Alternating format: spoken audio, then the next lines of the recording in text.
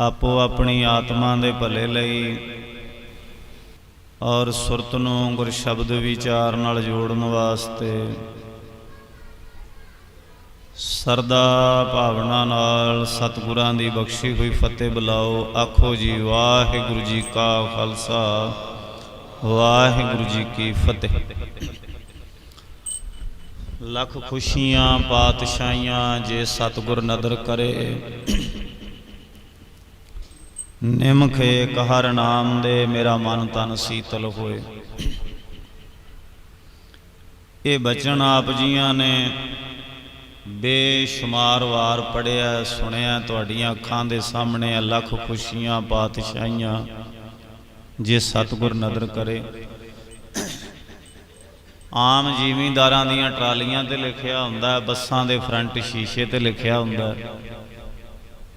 ਹਰ ਖੁਸ਼ੀ ਗਮੀ ਦੇ ਸਮੇਂ ਰਾਗੀ ਸਾਹਿਬਾਨ ਕੀਰਤਨ ਗਾਉਂਦੇ ਆ ਤਾਂ ਇਹ ਪੰਕਤੀ ਤਕਰੀਬਨ ਗੁਰੂ ਕੇ ਸਿੱਖਾਂ ਨੂੰ ਯਾਦ ਆ। ਲੱਖ ਖੁਸ਼ੀਆਂ ਪਾਤਸ਼ਾਹੀਆਂ ਜੇ ਸਤਿਗੁਰ ਨਦਰ ਕਰੇ।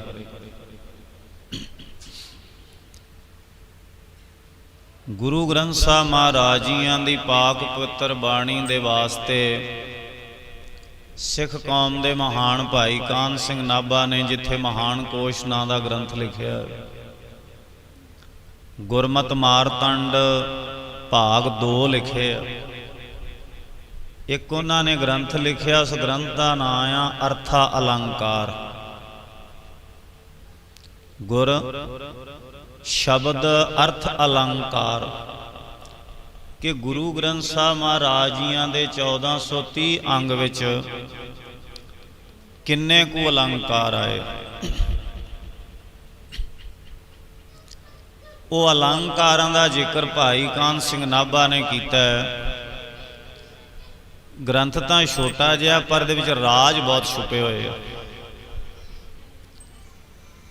ਤੇ ਮਹਾਂਪੁਰਖਾਂ ਨੇ ਜਦੋਂ ਇਹ ਗ੍ਰੰਥ ਪੜ੍ਹਾਇਆ ਤਾਂ ਉਹਨਾਂ ਨੇ ਮੈਨੂੰ ਕਿਹਾ ਸੀ ਕਿ ਹੋ ਸਕਦਾ ਜੇ 1000 ਵਿਦਵਾਨ ਬੰਦਾ ਇਕੱਠਾ ਕਰੀਏ ਨਾ ਤਾਂ ਉਹਦੇ ਵਿੱਚੋਂ 20 ਬੰਦੇ ਐਸੇ ਹੋਣ ਜਿਨ੍ਹਾਂ ਨੇ ਗ੍ਰੰਥ ਪੜ੍ਹਿਆ ਹੋਵੇ, ਤੇ 50 ਵਿਦਵਾਨ ਸੱਜਣ ਉਹ ਹੋਣ ਜਿਨ੍ਹਾਂ ਨੇ ਇਹਦੇ ਦਰਸ਼ਨ ਕੀਤੇ ਹੋਣ।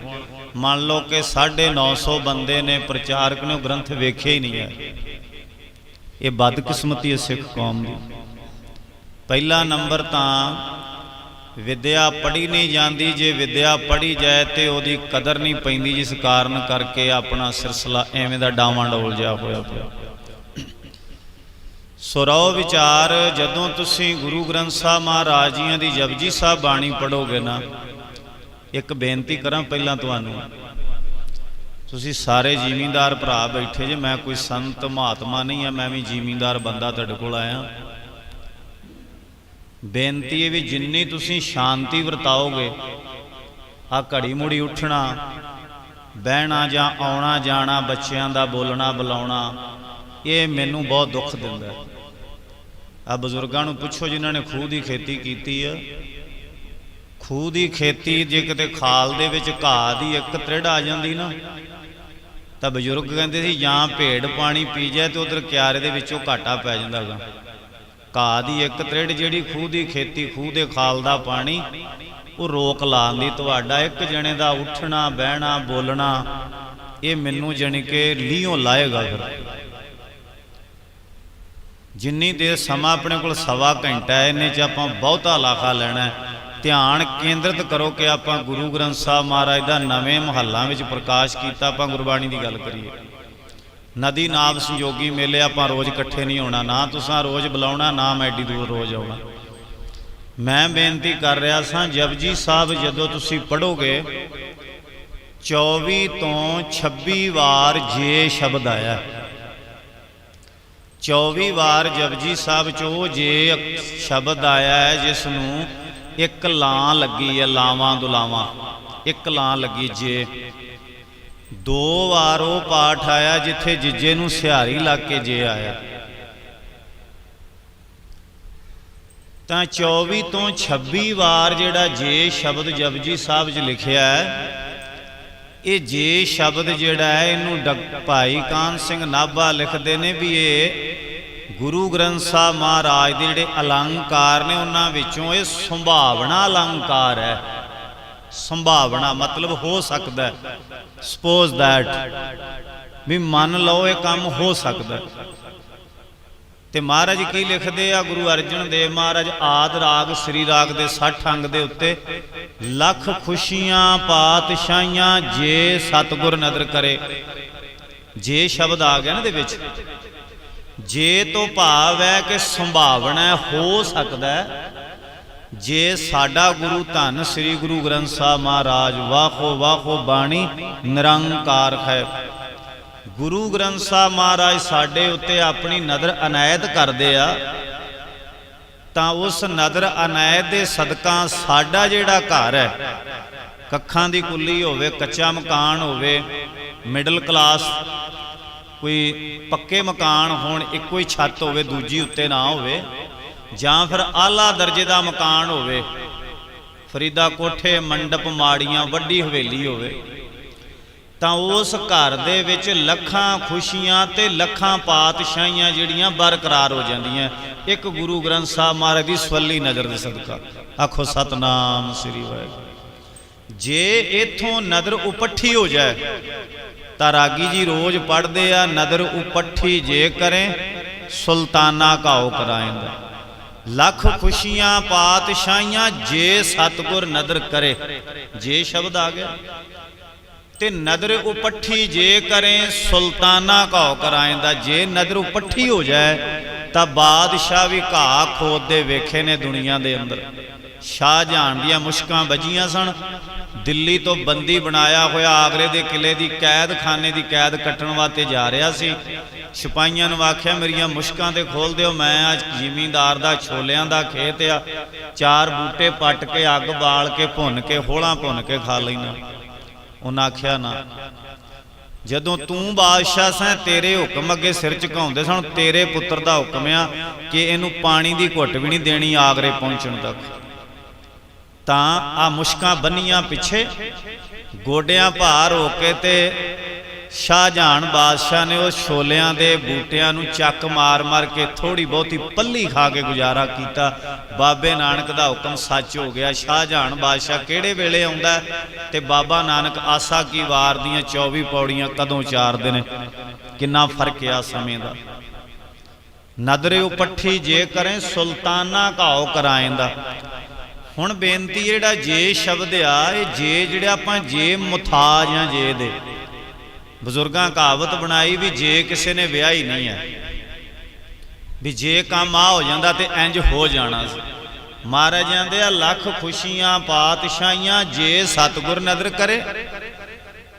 ਗੁਰੂ ਗ੍ਰੰਥ ਸਾਹਿਬ ਮਹਾਰਾਜ ਜੀ ਤੁਸੀਂ ਸਾਡੇ ਤੇ ਸਵੱਲੀ ਨਜ਼ਰ ਕਰਦੇ ਹੋ, ਸਾਡੇ ਘਰ ਵਿੱਚ ਲੱਖਾਂ ਖੁਸ਼ੀਆਂ ਲੱਖਾਂ ਪਾਤਸ਼ਾਹੀਆਂ ਬਰਕਰਾਰ ਹੋ ਜਾਂਦੀਆਂ ਨੇ। ਮਹਾਰਾਜ ਕਹਿੰਦੇ ਹਾਂ ਮੈਂ ਤੇਰੇ ਤੇ ਸਵੱਲੀ ਨਜ਼ਰ ਕਰਦਾ ਆ, ਤੇਰੇ ਘਰ ਦੇ ਵਿੱਚ ਰਾਜ ਭਾਗ ਬਣਿਆ ਰਹੇਗਾ।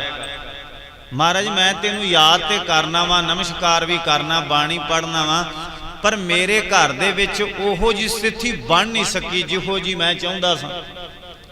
ਮਹਾਰਾਜ ਕਹਿੰਦੇ ਵੇਖ ਵੀ ਕਮੀ ਕਿੱਥੇ ਰਹਿ ਗਈ। ਮੈਂ ਰਾਤੀ ਆਇਆ ਉਹਨਾਂ ਕੋਲ, ਜਦੋਂ ਆਇਆ ਉਦੋਂ ਗੁਰੂ ਗ੍ਰੰਥ ਸਾਹਿਬ ਮਹਾਰਾਜ ਦੇ 21ਵੇਂ ਰਾਗ ਮਾਰੂ ਰਾਗ ਦੇ ਸੋਹਲਿਆਂ ਦਾ ਜਾਪ ਚੱਲਦਾ ਪਿਆ ਸੀ ਤੇ ਗਿਆਨੀ ਜੀ ਪੜ੍ਹਦੇ ਪਏ ਸੀ ਬੜੇ ਪਿਆਰ ਨਾਲ। ਸਵੇਰੇ ਬਾਬਾ ਸ਼ੇਖ ਫਰੀਦ ਜੀਆਂ ਦੇ ਸ਼ਲੋਕਾਂ ਦੀ ਬਾਣੀ ਤੁਸੀਂ ਪੜ੍ਹਦੇ ਸੁਣਦੇ ਹੋ ਬੜੇ ਪਿਆਰ ਨਾਲ। ਬਾਬਾ ਸ਼ੇਖ ਫਰੀਦ ਜੀਆਂ ਦੇ ਸ਼ਲੋਕ ਨੇ, ਉਹਨਾਂ ਦੀ ਗਿਣਤੀ 130 ਹੈ ਗੁਰਮੁਖੋ। 130 ਸ਼ਲੋਕ ਜਿਹੜੇ ਨੇ ਸਾਰੇ ਦੇ ਸਾਰੇ ਸ਼ਲੋਕ ਬਾਬਾ ਸ਼ੇਖ ਫਰੀਦ ਜੀਆਂ ਦੇ ਨਹੀਂ। ਧੰਨ ਗੁਰੂ ਨਾਨਕ ਦੇਵ ਮਹਾਰਾਜ ਦੇ 3 ਸ਼ਲੋਕ ਨੇ ਬਾਬੇ ਸ਼ੇਖ ਫਰੀਦ ਦੇ ਸ਼ਲੋਕਾਂ ਵਿੱਚ, 1 2 3। ਗੁਰੂ ਅਮਰਦਾਸ ਮਹਾਰਾਜ ਦੇ 4 ਸ਼ਲੋਕ ਨੇ, 3 ਤੇ 4 7। ਤੇ ਗੁਰੂ ਰਾਮਦਾਸ ਮਹਾਰਾਜ ਦਾ ਇੱਕੋ ਹੀ ਸ਼ਲੋਕ ਆ, ਹਉ ਟੁੰਡੇਂਦੀ ਸੱਜਣਾ ਸੱਜਣ ਮੈਂਡੇ ਨਾਲ। 7 ਤੇ 8 12 ਸ਼ਲੋਕ ਧੰਨ ਸ੍ਰੀ ਗੁਰੂ ਅਰਜਨ ਦੇਵ ਮਹਾਰਾਜ ਜੀਆਂ ਦੇ ਨੇ। 12 ਤੇ 8 20। ਇਹ 20 ਸ਼ਲੋਕ 4 ਗੁਰੂ ਸਾਹਿਬਾਨਾਂ ਦੇ ਨੇ, ਬਾਕੀ 110 ਸ਼ਲੋਕ ਬਾਬਾ ਸ਼ੇਖ ਫਰੀਦ ਜੀਆਂ ਦੇ। ਪੜੇ ਸੁਣੇ ਤੁਸਾਂ ਬਹੁਤ ਵਾਰ ਨੇ, ਪਰ ਕਾਪੀ ਪੈਨ ਲੈ ਕੇ ਕਦੇ ਖੋਜਿਆ ਨਹੀਂ ਹੋਣਾ। ਜੋ ਪ੍ਰਭ ਕੋ ਮਿਲ ਬੋ ਚਾਹੈ ਖੋਜ ਸ਼ਬਦ ਮੈਂ ਲੇ। ਜਦੋਂ ਕਾਪੀ ਪੈਨ ਲੈ ਕੇ ਬਵੋਗੇ ਲਗਭਗ 25-26 ਸ਼ਲੋਕ ਐਸੇ ਨੇ ਜਿਨ੍ਹਾਂ ਵਿੱਚ ਬਾਬੇ ਸ਼ੇਖ ਫਰੀਦ ਦਾ ਨਾਂ ਹੀ ਨਹੀਂ ਦਰਜ ਹੈ। ਟੂੰਡੇਂਦੀਏ ਸੁਹਾਗ ਕੂ ਕੌਤ ਤੌ ਕਾਂ ਤਨ ਕਾਈ ਕੋਰ ਜਿਨ੍ਹਾਂ ਨਾਉ ਸੁਹਾਗਣੀ ਤਿੰਨਾ ਝਾਕ ਨਾ ਹੋਰ। ਇਸ ਸ਼ਲੋਕ 'ਚ ਬਾਬੇ ਸ਼ੇਖ ਫਰੀਦ ਦਾ ਨਾਂ ਹੀ ਨਹੀਂ ਹੈ। ਫਿਰ ਬਾਬਾ ਸ਼ੇਖ ਫਰੀਦ ਜੀ ਆਂਦੇ ਆ, ਸਬਰ ਅੰਦਰ ਸਾਬਰੀ ਤਨ ਐਵੇਂ ਜਾ ਲੈਣ, ਹੁਣ ਨਜ਼ਦੀਕ ਖੁਦਾਏ ਦੇ ਭੇਤ ਨਾ ਕਿਸੈ ਦੇਣ। ਇਹ 4 ਸ਼ਲੋਕ ਇਕੱਠੇ ਨੇ ਸਬਰ ਦੇ ਪ੍ਰਕਰਨ ਵਾਲੇ, ਇਹਨਾਂ ਵਿੱਚ ਬਾਬੇ ਸ਼ੇਖ ਫਰੀਦ ਦਾ ਨਾਂ ਹੀ ਹੈ ਨਹੀਂ।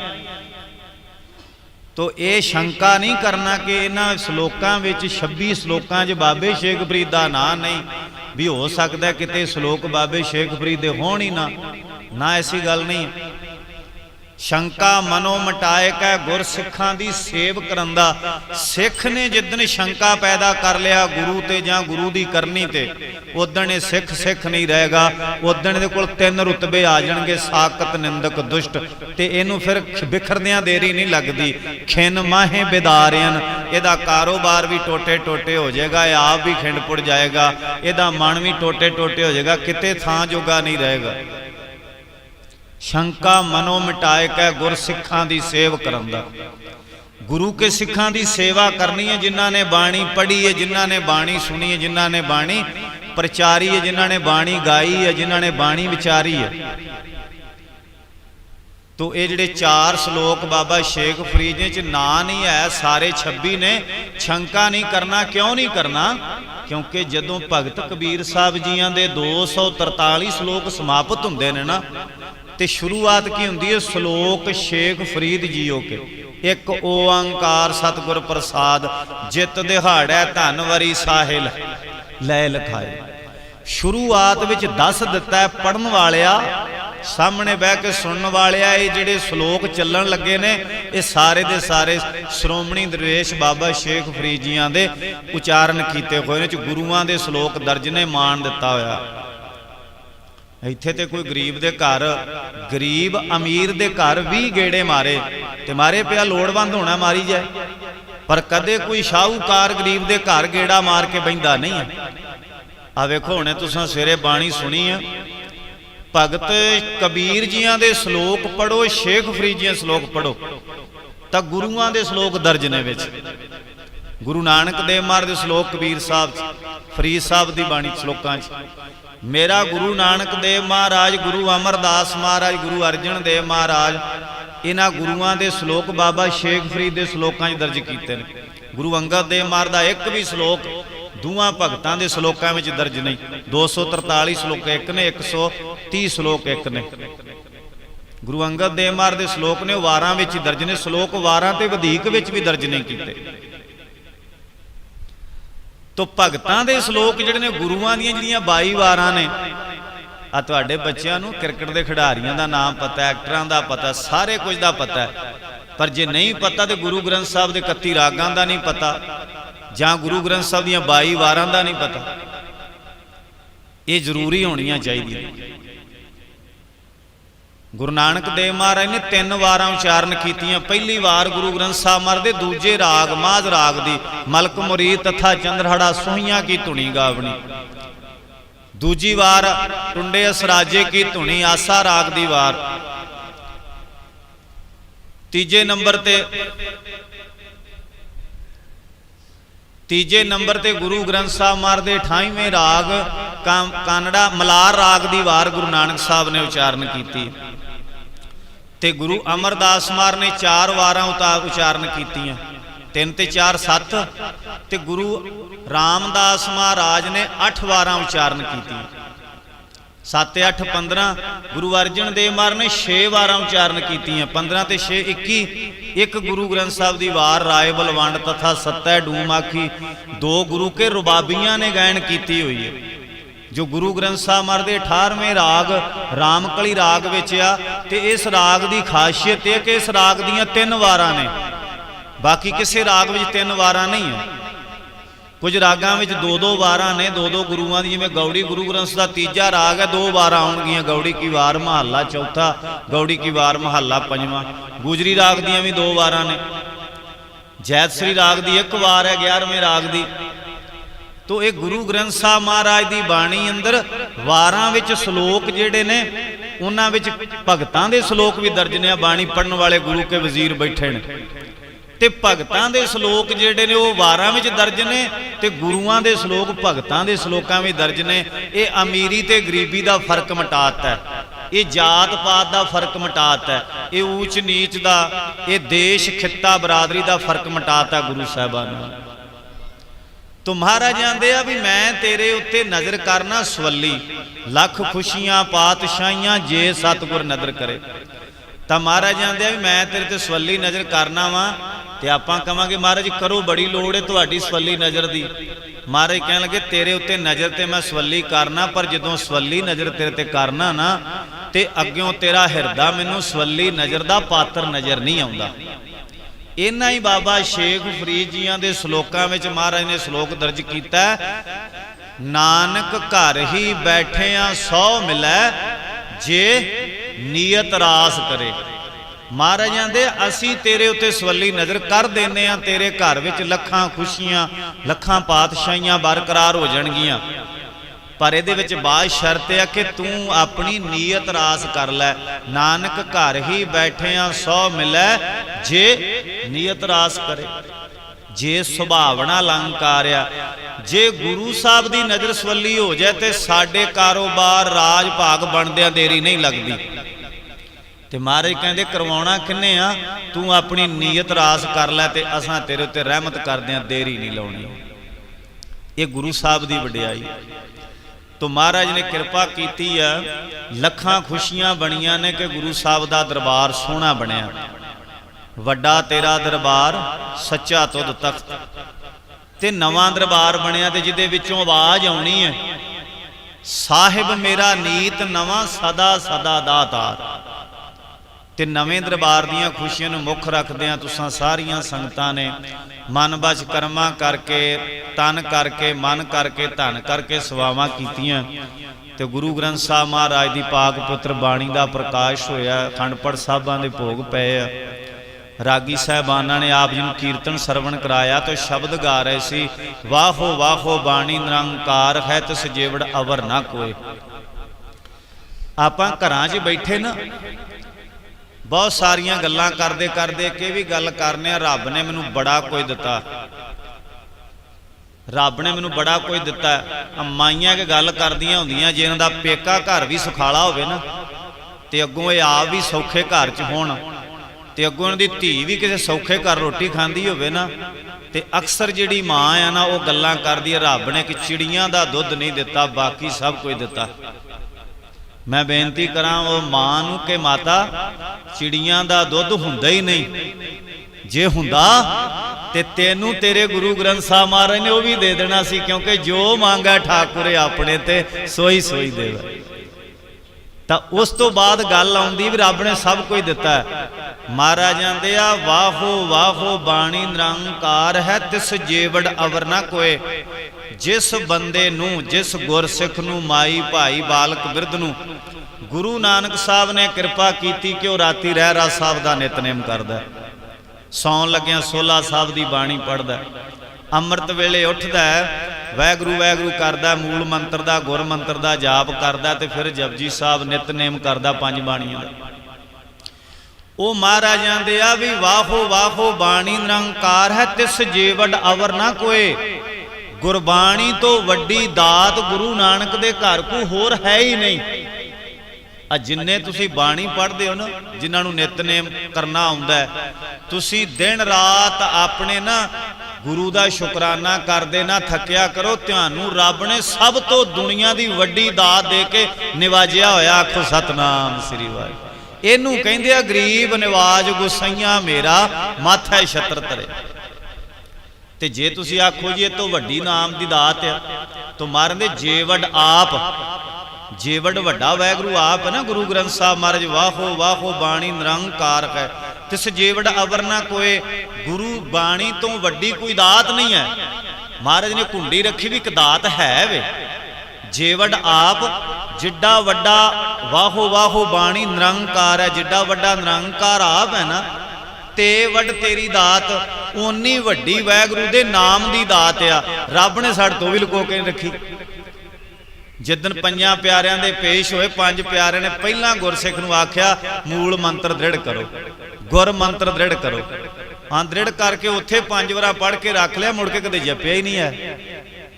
ते लोकी गल्लां पता की करनगे, घर अपने घर नाम नहीं जपना, अपने घर अभ्यास नहीं करना, अपने घर बैठे दूजियां दे घरां वल वेखणगे, फलाणे दी गुड्डी आकाश नाल खैंदी, आखे महापुरखां कोल बड़ियां गड्डियां, महापुरखां कोल बड़े डेरे ने।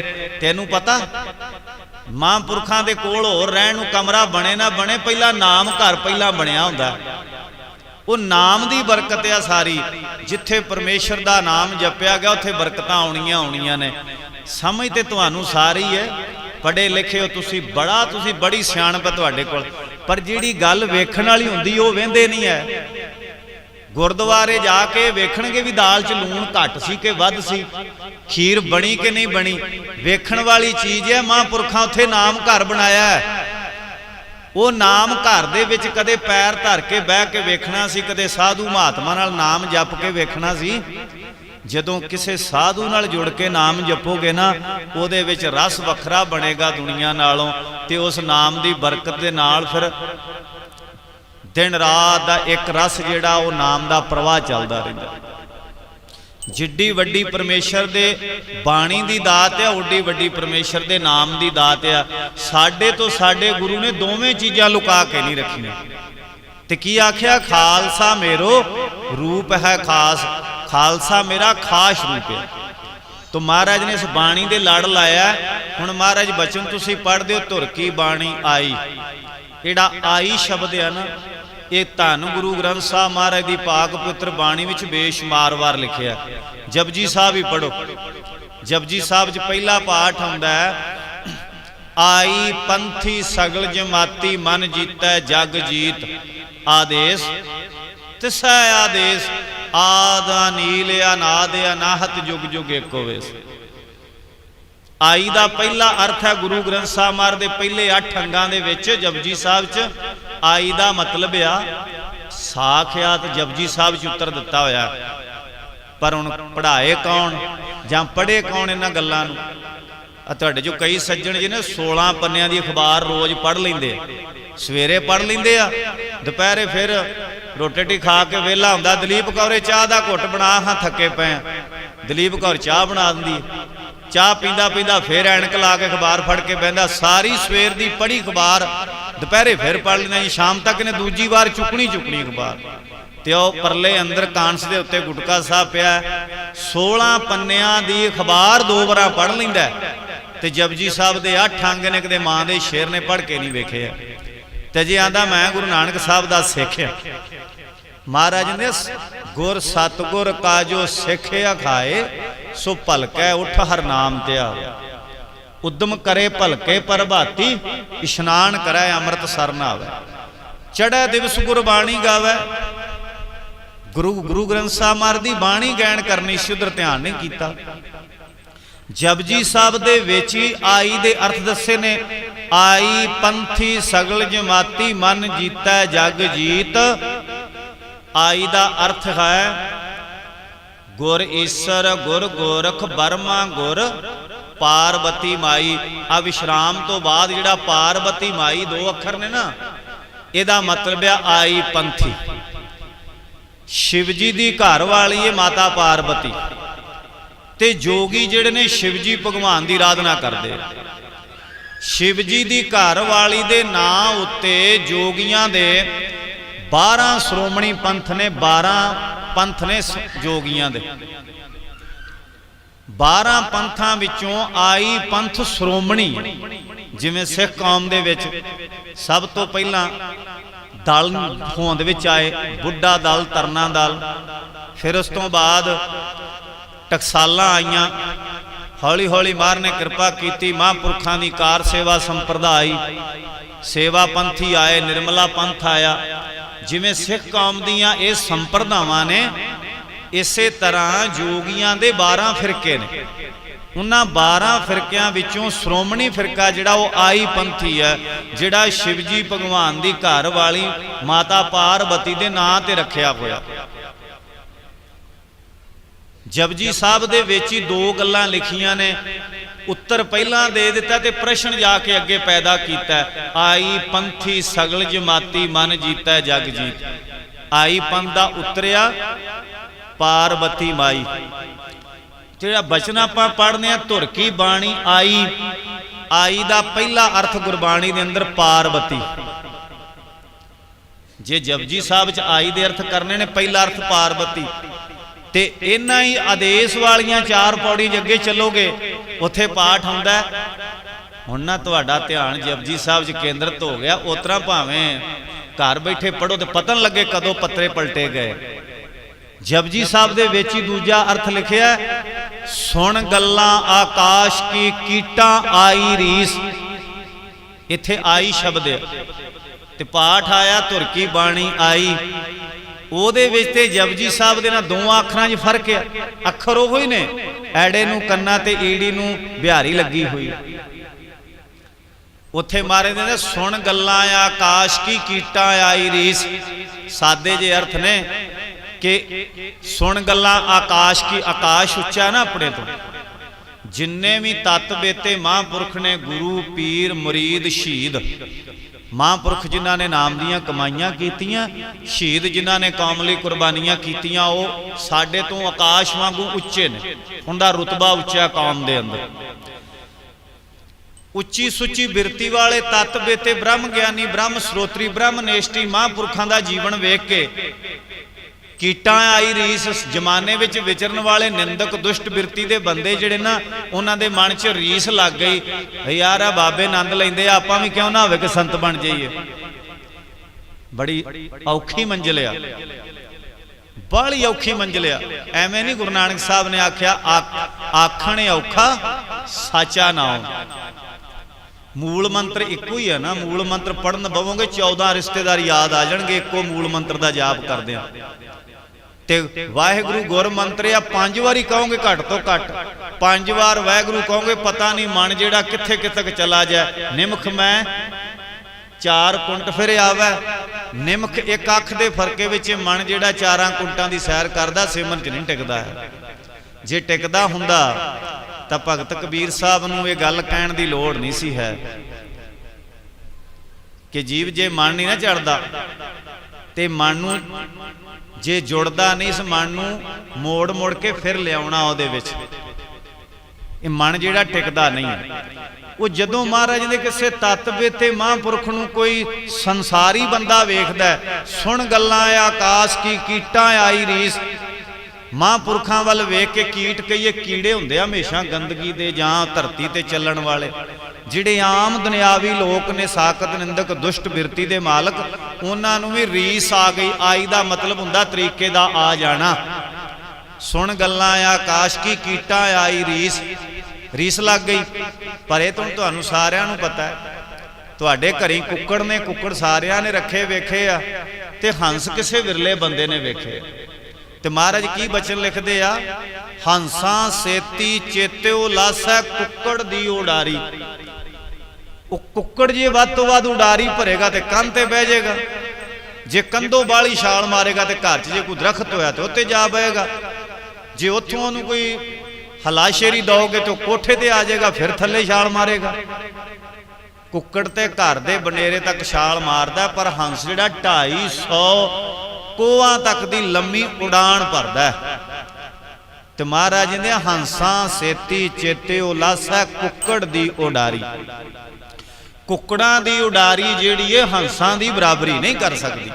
साकत निंदक दुष्ट बंदे जिहड़े संसारी जीव ने, पदार्थां स्वार्थां विच खचित होए, वो तत्त बेते महापुरखां दी बराबरी नहीं कर सकते। तो महाराज ने साफ लिखिया, भगतां तै सै सारियां जोड़ कदे ना आया। सुन गल्लां आकाश की कीटां आई रीस। आई अखर दे जपजी साहब जी 2 अर्थ बदल गए ने। ते तीजा नंबर महाराज कहते ने, आई ना मेटन को समरथ। आई दा तीजा अर्थ है गुरु ग्रंथ साहब महाराज दी बाणी विच तृष्णा। ਜਦੋਂ ਕਿਸੇ ਸੰਸਾਰੀ ਬੰਦੇ ਨੂੰ ਤ੍ਰਿਸ਼ਨਾ ਦਾ ਰੋਗ ਲੱਗ ਜਾਂਦਾ ਨਾ, ਰੋਜ਼ ਆਨੰਦ ਸਾਹਿਬ ਦੀ ਬਾਣੀ ਸੁਣਦੇ 40 ਪੌੜੀਆਂ 'ਚ, ਇਹ ਤਿਸਨਾ ਵੱਡਾ ਰੋਗ ਲੱਗਾ ਮਰਨ ਮਨੋਂ ਵਿਸਾਰਿਆ। ਬਾਣੀ ਪੜਨ ਵਾਲੇ ਸੱਜਣ ਧਿਆਨ ਦਿਓ, ਜਬ ਸਾਰੀ ਬਾਣੀ 'ਚ ਤ੍ਰਿਸ਼ਨਾ ਪਾਠ ਦੇ ਦੋ ਰੂਪ ਨੇ। ਇੱਕ ਥਾਂ ਪਾਠ ਆਏਗਾ ਤਿਸਨਾ, ਇੱਕ ਥਾਂ ਪਾਠ ਆਵੇਗਾ ਤ੍ਰਿਸ਼ਨਾ, ਪੈਰ ਚਰਾਰਾ ਲੱਗ ਕੇ ਆਵੇਗਾ। ਸਵੇਰੇ ਸ਼ਲੋਕ ਵਾਰਾਂ ਤੇ ਵਧੀਕ ਦੀ ਬਾਣੀ ਦੇ ਸ਼ਲੋਕ ਪੜ੍ਹੇ ਨੇ ਗੁਰੂ ਕੇ ਵਜ਼ੀਰਾਂ ਨੇ। ਗੁਰੂ ਅਮਰਦਾਸ ਮਹਾਰਾਜ ਨੇ 67 ਸ਼ਲੋਕ ਲਿਖੇ ਨੇ, ਸ਼ਲੋਕ ਵਾਰਾਂ ਤੇ ਵਧੀਕ ਸੀ 67 ਸ਼ਲੋਕ। 67 ਸ਼ਲੋਕਾਂ ਵਿੱਚ ਜਿੰਨੀ ਵਾਰ ਤ੍ਰਿਸ਼ਨਾ ਪਾਠ ਆਏਗਾ ਉਹ ਤ੍ਰਿਸ਼ਨਾ ਪਾਠ ਨਹੀਂ ਆਏਗਾ, ਤਿਸਨਾ ਪਾਠ ਆਏਗਾ, ਪੈਰ ਚਰਾਰਾ ਲੱਗਾ ਨਹੀਂ ਆਏਗਾ। ਇਹ ਮਹਾਂਪੁਰਖਾਂ ਨੇ ਸੰਥਿਆ ਕਰਾਈ, ਇੱਕੋ ਵਾਰ ਬਾਣੀ ਪੜ੍ਹਾਈ ਹੈ ਬਸ। ਤੇ ਤੁਹਾਨੂੰ ਇੱਕ ਬੇਨਤੀ ਕਰਾਂ, ਸਮਾਂ ਇੰਨਾ ਭਿਆਨਕ ਆ ਰਿਹਾ, ਇੰਨਾ ਸਮਾਂ ਭਿਆਨਕ ਆ ਰਿਹਾ। ਕਲਗੀਧਰ ਪਾਤਸ਼ਾਹ ਚੰਡੀ ਦੀ ਵਾਰ ਵਿੱਚ ਬੰਦ ਲਿਖਦੇ ਆ, ਨੱਚੀ ਕਲ ਸਰੋਸਰੀ ਕਲ ਨਾਰਦ ਡੌਰੂ ਆਇਆ। ਕਲਯੁਗ ਨੇ ਡੌਰੂ ਵਜਾਉਣਾ ਸ਼ੁਰੂ ਕੀਤਾ। ਕਲਯੁਗ ਦਾ ਹੁਣ ਨੰਗਾ ਨਾਚ ਹੋਣਾ ਪ੍ਰਾਰੰਭ ਹੋ ਗਿਆ। ਉਹ ਤੁਸੀਂ ਵੇਖ ਰਹੇ ਹੋ ਜ਼ਮਾਨੇ 'ਚ ਕੀ ਹੋ ਰਿਹਾ। ਆਉਣ ਵਾਲਾ ਸਮਾਂ ਇਦੋਂ ਵੀ ਭਿਆਨਕ ਆਉਣਾ ਹੈ। ਹਰ ਇੱਕ ਬੰਦੇ ਨੂੰ ਦੁੱਖਾਂ ਦੀ ਮਾਰ, ਰੋਗਾਂ ਦੀ, ਮੁਸੀਬਤਾਂ, ਪਤਾ ਨਹੀਂ ਕੀ ਕੁਛ ਬੰਦੇ ਉੱਤੇ ਮੁਸੀਬਤਾਂ ਆਉਣ ਵਾਲੀਆਂ ਨੇ, ਪਰ ਤੁਹਾਨੂੰ ਜੇ ਬਚਾ ਸਕਦੀ ਹੈ ਕੇਵਲ ਗੁਰੂ ਗ੍ਰੰਥ ਸਾਹਿਬ ਮਹਾਰਾਜ ਦੀ ਬਾਣੀ ਬਚਾ ਸਕਦੀ। ਆਪ ਬਾਣੀ ਨਾਲ ਜੁੜੋ, ਨਿਤਨੇਮ ਕਰਿਆ ਕਰੋ, ਤੇ ਨਾਲ ਆਪਣੇ ਬੱਚਿਆਂ ਨੂੰ ਬਾਣੀ ਪੜ੍ਹਾ ਲਓ। ਆ ਨਿੱਕਿਆਂ ਨਿੱਕਿਆਂ ਨੂੰ, ਜਰਾ ਕੋਈ ਵੱਡੇ ਹੋ ਗਏ, ਜਰਾ ਕੋਈ ਵੱਡੇ ਹੋ ਗਏ, ਮੁੰਡੇ ਦੇ ਸਿਰ ਤੋਂ ਕੱਪੜਾ ਲੈ ਜਾਣਾ ਤੇ ਕੁੜੀ ਨੇ ਮੂੰਹ ਤੇ ਚੁੰਨੀ ਬੰਨ ਲੈਣੀ ਹੈ। ਤੁਸੀਂ ਵੇਖਣਾ ਤੁਹਾਡੇ ਲਾਗਿਓਂ ਲੰਘ ਜਾਣਾ, ਤੁਹਾਨੂੰ ਪਤਾ ਨਹੀਂ ਲੱਗਣਾ ਇਹਨਾਂ ਦਾ। ਹੋਰ ਰੋਜ਼ ਹੋ ਰਿਹਾ, ਰੋਜ਼ ਹੋ ਰਿਹਾ। ਔਲਾਦ ਜਿਹੜੀ ਦਿਨ ਬਾ ਦਿਨ ਬਾਣੀ ਤੋਂ ਟੁੱਟ ਕੇ, ਬਾਣੇ ਤੋਂ ਟੁੱਟ ਕੇ ਬਦੀ ਦੇ ਆਲਮ ਵਿੱਚ ਗਰਕ ਹੁੰਦੀ ਜਾ ਰਹੀ ਦੁਨੀਆ।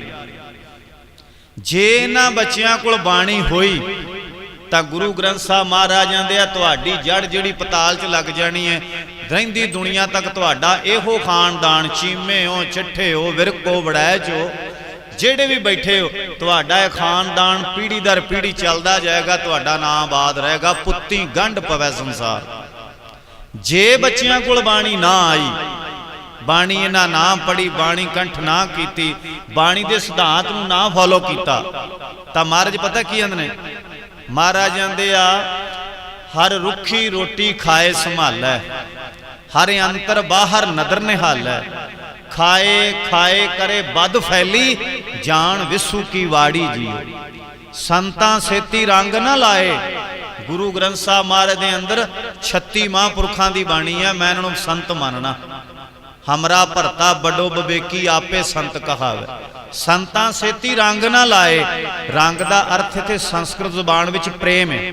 ਕਿਤੇ ਰੰਗ ਦਾ ਅਰਥ ਹਰਾ, ਚਿੱਟਾ, ਕਾਲਾ ਵੀ ਆਉਂਦਾ, ਪਰ ਜਿਹੜਾ ਇਸ ਮਾਝ ਰਾਗ ਦੇ ਚੌਪਦਿਆਂ ਦੇ 49 ਸ਼ਬਦਾਂ ਵਿੱਚ ਵਕਤ ਵਰਤੇ ਨਾ ਮਹਾਰਾਜ ਨੇ, ਸੰਤਾਂ ਸੇਤੀ ਰੰਗ ਨਾ ਲਾਏ। ਜਿਸ ਬੰਦੇ ਦੇ ਪਰਿਵਾਰ ਨੇ ਗੁਰੂ ਗ੍ਰੰਥ ਸਾਹਿਬ ਮਹਾਰਾਜ ਦੇ ਅੰਦਰ 36 ਮਹਾਂਪੁਰਖਾਂ ਦੇ ਨਾਲ ਪ੍ਰੇਮ ਨਾ ਪੈਦਾ ਕੀਤਾ, ਨਾ ਬਾਣੀ ਸੁਣੀ, ਨਾ ਬਾਣੀ ਪੜ੍ਹੀ, ਨਾ ਬਾਣੀ ਲਿਖੀ, ਨਾ ਬਾਣੀ ਗਾਈ, ਨਾ ਬਾਣੀ ਵਿਚਾਰੀ, ਸੰਤਾਂ ਸੇਤੀ ਰੰਗ ਨਾ ਲਾਏ, ਸਾਕਤ ਸੰਗ ਵੇ ਕਰਮ ਕਮਾਏ। ਗੁਰੂ ਗ੍ਰੰਥ ਸਾਹਿਬ ਮਹਾਰਾਜ ਦੇ ਲਾਗੇ ਨਹੀਂ ਬਹਿਣਾ, ਤਾਸ਼ ਖੇਡਣ ਵਾਲਿਆਂ ਦੇ ਉੱਤੋਂ ਵਲ ਵਲ ਕੇ ਵੇਖਣਾ ਤੈਨੂੰ ਕਿਹੜਾ ਪੱਤਾ ਮਿਲਿਆ, ਤੇਰੀ ਬੇੜੀ ਤਰਜਿਆ, ਤੇਰੀ ਤੂੰ ਪੱਤੇ ਵੇਨਾ ਪਿਆ। ਸਾਕਤ ਸੇਤੀ ਕਰਮ ਵਿਕਰਮ ਕਮਾਏ, ਬੁਰੇ ਪੁਰਸ਼ਾਂ ਨਾਲ ਰਲ ਕੇ ਮਾੜੇ ਕਰਮ ਕਰਨੇ। ਤੇ ਫਿਰ ਮਹਾਰਾਜ ਕੀ ਆਂਦੇ ਆ? ਸੰਤਾਂ ਸੇਤੀ ਰੰਗ ਨਾ ਲਾਏ, ਸਾਕਤ ਸੰਗ ਵੇ ਕਰਮ ਕਮਾਏ, ਦੁਰਲਭ ਦੇ ਖੋਈ ਅਗਿਆਨੀ, ਜੜ ਆਪਣੀ ਆਪ ਉਪਾੜੀ ਜੀ। ਮਹਾਰਾਜ ਕਹਿੰਦੇ ਆ ਮਾਨਸ ਜਨਮ ਬੜਾ ਮੋਲਕ ਸੀ, ਐ ਮੂਰਖਾ ਤੂੰ ਆਪਣੀ ਜੜ ਆਪ ਪੁੱਟ ਲਈ, ਆਪਣੀ ਜੜ ਦਾ ਆਪ ਘਾਣ ਕੀਤਾ ਆ। ਬੱਚੇ ਸਾਡੀ ਜੜ ਨੇ। ਜੇ ਸੰਸਾਰ ਤੌਰ ਤੇ ਵੇਖੀਏ ਤੇ ਔਲਾਦ ਸਾਡੀ ਜੜ ਆ, ਤੇ ਜੇ ਪਰਮਾਰਥ ਵਿੱਚ ਵੇਖੀਏ ਤਾਂ ਮੂਲ ਬਿਨਾ ਸਾਖਾਂ ਕਤ ਆਹੈ, ਹਰ ਕਾ ਹਰ ਸਿਮਰਨ ਛਾੜ ਪਰਮਗਤ ਚਾਹੈ, ਮੂਲ ਬਿਨਾ ਸਾਖਾਂ ਕਤ ਆਹੈ। ਜੇ ਪਰਮਾਰਥ ਵਿੱਚ ਵੇਖੀਏ ਤੇ ਗੁਰੂ ਗ੍ਰੰਥ ਸਾਹਿਬ ਮਹਾਰਾਜ ਦੀ ਬਾਣੀ ਸਾਡੀ ਜੜ ਆ। ਜੇ ਇਹ ਸਾਡੇ ਘਰ ਜੜ ਲੱਗੀ ਹੋਵੇਗੀ ਤਾਂ ਸਾਡੇ ਖਾਨਦਾਨ ਦੀ ਜੜ ਅੱਗੇ ਆਬਾਦ ਰਹੇਗੀ। ਵਰਨਾ ਤੁਹਾਡੇ ਕੋਈ ਨਾ ਕੋਈ ਐਸਾ ਰਿਸ਼ਤੇਦਾਰ ਭੈਣ ਭਰਾ ਹੋਣਾ ਜਿਨ੍ਹਾਂ ਦਾ ਕੋਈ ਨਾ ਕੋਈ ਪਰਿਵਾਰ ਦਾ ਮੈਂਬਰ ਅਗਲਾ ਵਾਰਸ ਚਲਾ ਗਿਆ ਤੇ ਅੱਗੋਂ ਕੋਈ ਸਾਂਭਣ ਵਾਲਾ ਨਹੀਂ ਹੈ। मैं ऐसे बंदियां दी अंतम अरदास की कथा कर चुकिया जिन्हां कोल मरब्बियां बद्धी जमीन आ, पर अगली पीढ़ी का वारस कोई नहीं रहा। नशियां पत्तियां च मर गया, कोई नशा खा के मर गया, कोई डुब के मर गया, कोई दवाई पी के मर गया। बहुत सारे केस मेरी अखां सामने वेखे ने मैं। तो हुण तो सुख नाल बच्चा ही एक एक प्रदेश चला गया, जिहदे कोल दो ने वह भी प्रदेश चले गए ने। खानदान आबाद तां रहना है जे साडे घर विच बाणी दी जड़ लगेगी। बड़ी चंगी गल है, तुसां बड़ा उद्यम उपराला कीता सारिਆਂ ने। किसी एक बंदे नूं सिरा नहीं बजदा, तीर कमान हुंदा है ना। तीर कमान दे अगे सब तो वड्डी गल हुंदी है कमान दा होना।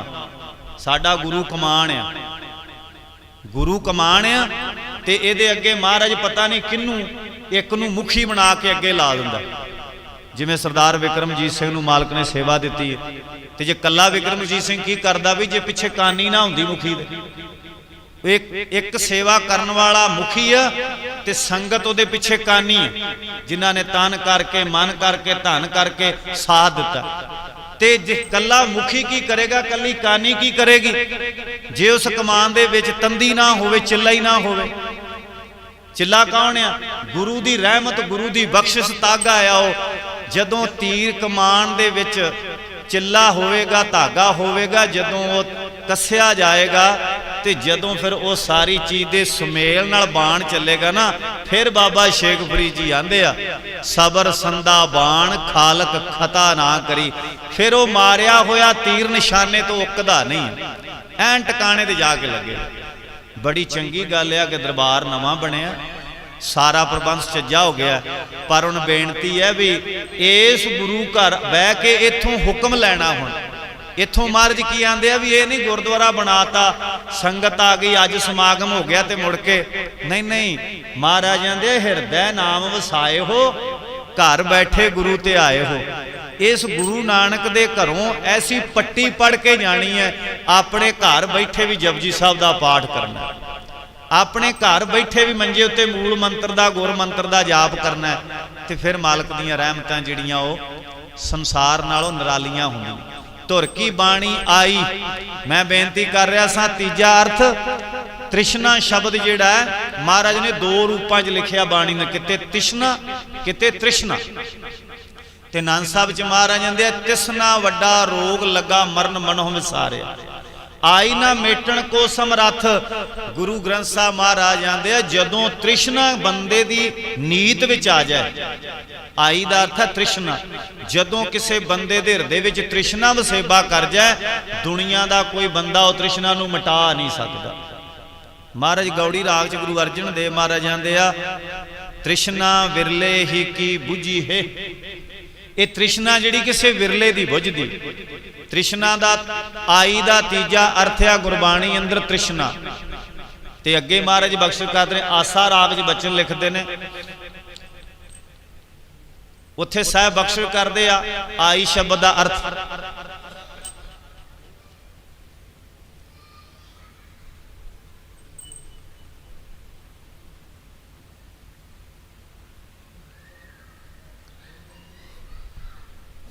बाणी विच महाराज ये गल लिखते आ आई ना मेटन को समरथ तृष्णा। नंबर तो बाद मारते बांछत ना ही सो बेला आई। ये गुरु ग्रंथ साहब का चौथा राग राग आसा।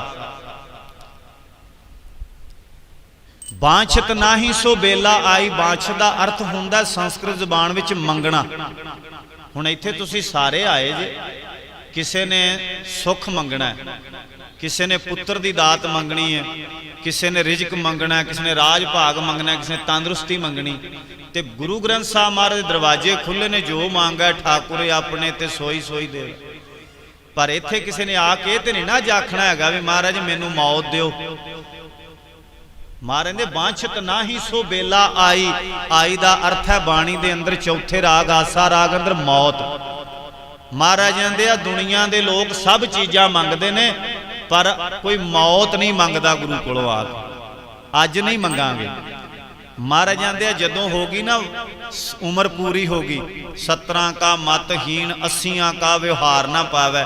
17 का मतहीना हो गया, ना कोई पता लगा, चक्कर आउण लग गए, उरलियां परलियां गल्लां मारन लग गया, बरल पवे विच आए दी अवस्था बन गई। मुंडे ने आखना पापा तेरे तो हुण काम नहीं चलदा, चाबियां मैनू दे। भापे तो मुंडे लै लैणियां ने ते मां नूं अखनू ने आखना भी माता हुण तेरे नाल वस दी गल नहीं है, तू हुण पासे हो। ते बीबी ने विचारे ने चाबियां नूं नूं दे देणियां। गई ना सरदारी, 17 का मतहीन 80 का व्यवहार ना पावै। 80 सालां दी उम्र हो गई, कोई व्यवहार करन जोगा नहीं रहा। घरदियां ने जवाब देता, फिर की करेगा बेचारा। फिर 90 का सेजा सनी, फिर घर च मंजी पई होगी, 4 मंजियां धेड़ के ना पुरानियां, एक मंजी बना के गंढा मार मार के वाण नूं, गंढा मार मार के वाण नूं, मां प्यो लई बुढ़े बजुर्गां लई एक मंजी बना के लोकी रख दिंदे। रामा मंडी जलंधर तो पहला आउंदी रामा मंडी स्टेशन आ, उत्थों पठानकोट हुशियारपुर नूं राह निकलदा, उत्थे अगे नगर आ। मैं उस पिंड कथा करन गया ते मैं कथा करके सवेरे ज्यों निकलिया बाहर गया ते खेतां 'च एक मकान सी। मकान दे ना अंदर कंपैनां खलोतियां, कारां खलोतियां, मोटरसाइकिल, लोहे नूं ठुड्डे पै वजन के जिमींदार दे घर।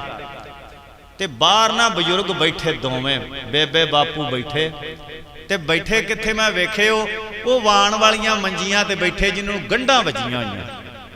मैं इन्होंने फतेह बुलाई तो आंदे पुत्र आ जाओ इत्थे बह जाओ, रोज़ कथा सुनने स्पीकर राही ते आउंदे भी सन गुरु घर।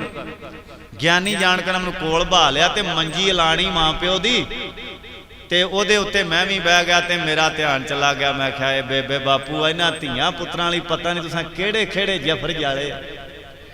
इन्हां नूं मां तू पंघूड़ा लिया के दिता अपने पेकियां दे पिंडों, मां दे गल च अंगूठा दे के भरा दे मेरे पुत्रां धीआं नूं पंघूड़ा दिओ।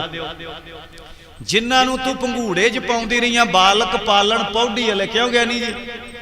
बालक पालन पौड़ी वाले बच्चे का बचपन जिहड़ा पंघूड़े च बीतीत हुंदा है। भगत नामदेव जी लिखदे, जिन्हां नूं तू पंघूड़े लिया लिया दिते पेकियां तो वो अज घर दे वारस बन गए। उन्होंने तेनों 4 मंजियां धेड़ के वाण दियां ते एक मंजी बना के गंढा मार के दे उत्ते बेबे बापू बिठाए बैठे आ। इनू गुरु नानक देव महाराज लिखदे आ दूजे राग दी वार माझ राग विच। 90 का सेजा सनी, 90 साल दी उम्र हो गई, मंजी दे उत्ते सेजा दे उत्ते मल के बैठा। ते उदों फिर जदों धी पुत्रां पुछया ना कारोबार को होया ना शरीर निटाल हो गया, काया खीणी हो गई ना, जदों पीले पत्ते की तरह शरीर हो गया, उदों फिर तू आखना रब्बा ऐसी जिंदगी नालों ते मैनूं चुक लै ते चंगा आ। उदों कहेगा बांछत ना ही सो बेला आई, पर अज कोई बंदा मरना नहीं लोड़दा। आई दा अर्थ है मौत बाणी अंदर। तो पीले पत्ते ते आपां भी कदे ना कदे हुण कालियां तो चिट्टे आ गए, हुण पीला पत्ता ही रस सुक गया शरीर का, समा ते बतीत हो गया गा, ते हुण बस लाचारी रह गई है। बीत गई दागम पिया वड वड खार आए, हीरे जैसा जन्म पा कौडियां दे जार आए। बचपन गया बीत चली बीत जवानी है, काया हो गई खीणी पल्ले पई परेशानी है। मैं पीला पत्ता पत चढ़दा की मान शरीर दा, की पता कद आ जाना है दम अखीर दा, की पता कद आ जाना है दम अखीर दा।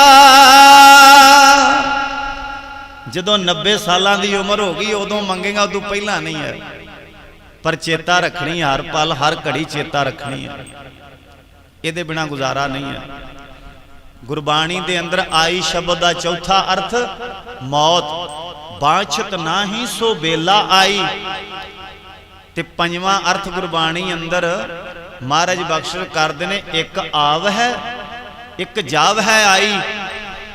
आई दा पंजवां अर्थ गुरबाणी दे अंदर जन्म लेना, एक आव है। हुण वेखो एक पल दे विच लखां बंदे जन्म लै रहे हैं, हॉस्पिटल हुंदा ना, इधर एमरजेंसी वार्ड आ, श्वास टुट रहे ने, इधर जच्चा बच्चा केंद्र आ, बच्चे जन्म लै रहे हैं। छत इक्को ही है, बिच राह भी सौखा आउण जाण, दूआं पासे एंट्रेंस हैगी है।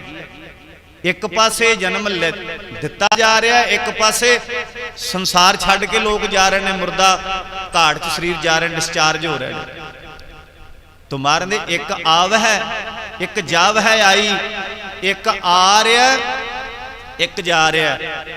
आ दरवाजा है ना, कोई मत्था टेक के वापस मुड़ रहा है तो कोई मत्था टेकन आ रहा, दलीज ते आके दोवें इकट्ठे हो जाते हैं। इक्को दरवाजियों एक आ रहा एक जा रहा। इस संसार के उत्ते आपां भी कोई आ रहा कोई जा रहा, एक आव है एक जाव है आई। ते जेड़े इत्थों चले जाते हैं अगां किहड़ा सुख नाल नवारी पलंग डट्ठा भी उत्थे ही रहना। सबना कादर लेखा सच्चा छूट सुनाम सुहावणिया। अगे हिसाब किताब करा के ते खरे परख खजाने पाईन, खोटे सट्टिया बाहर वार।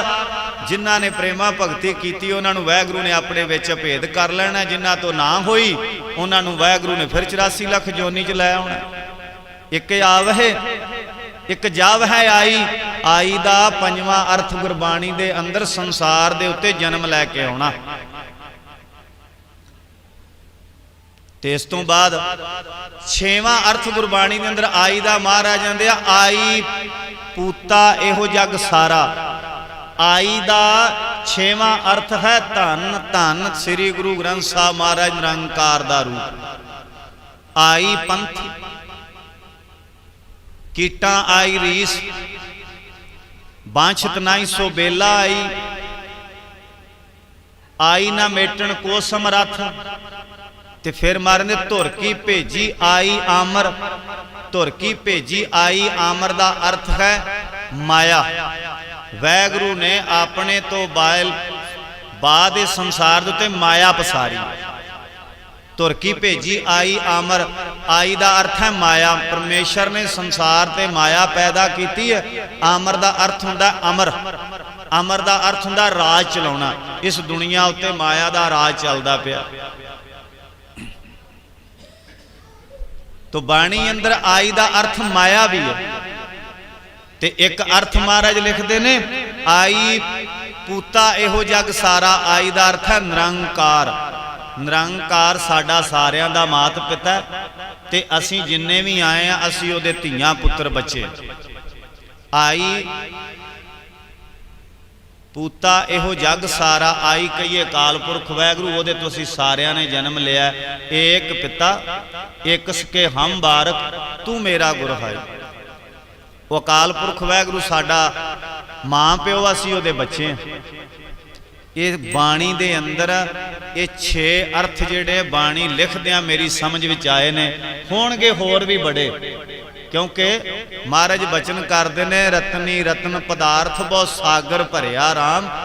बाणी गुरबाणी लागे तिन्नी हथ चढ़िया राम।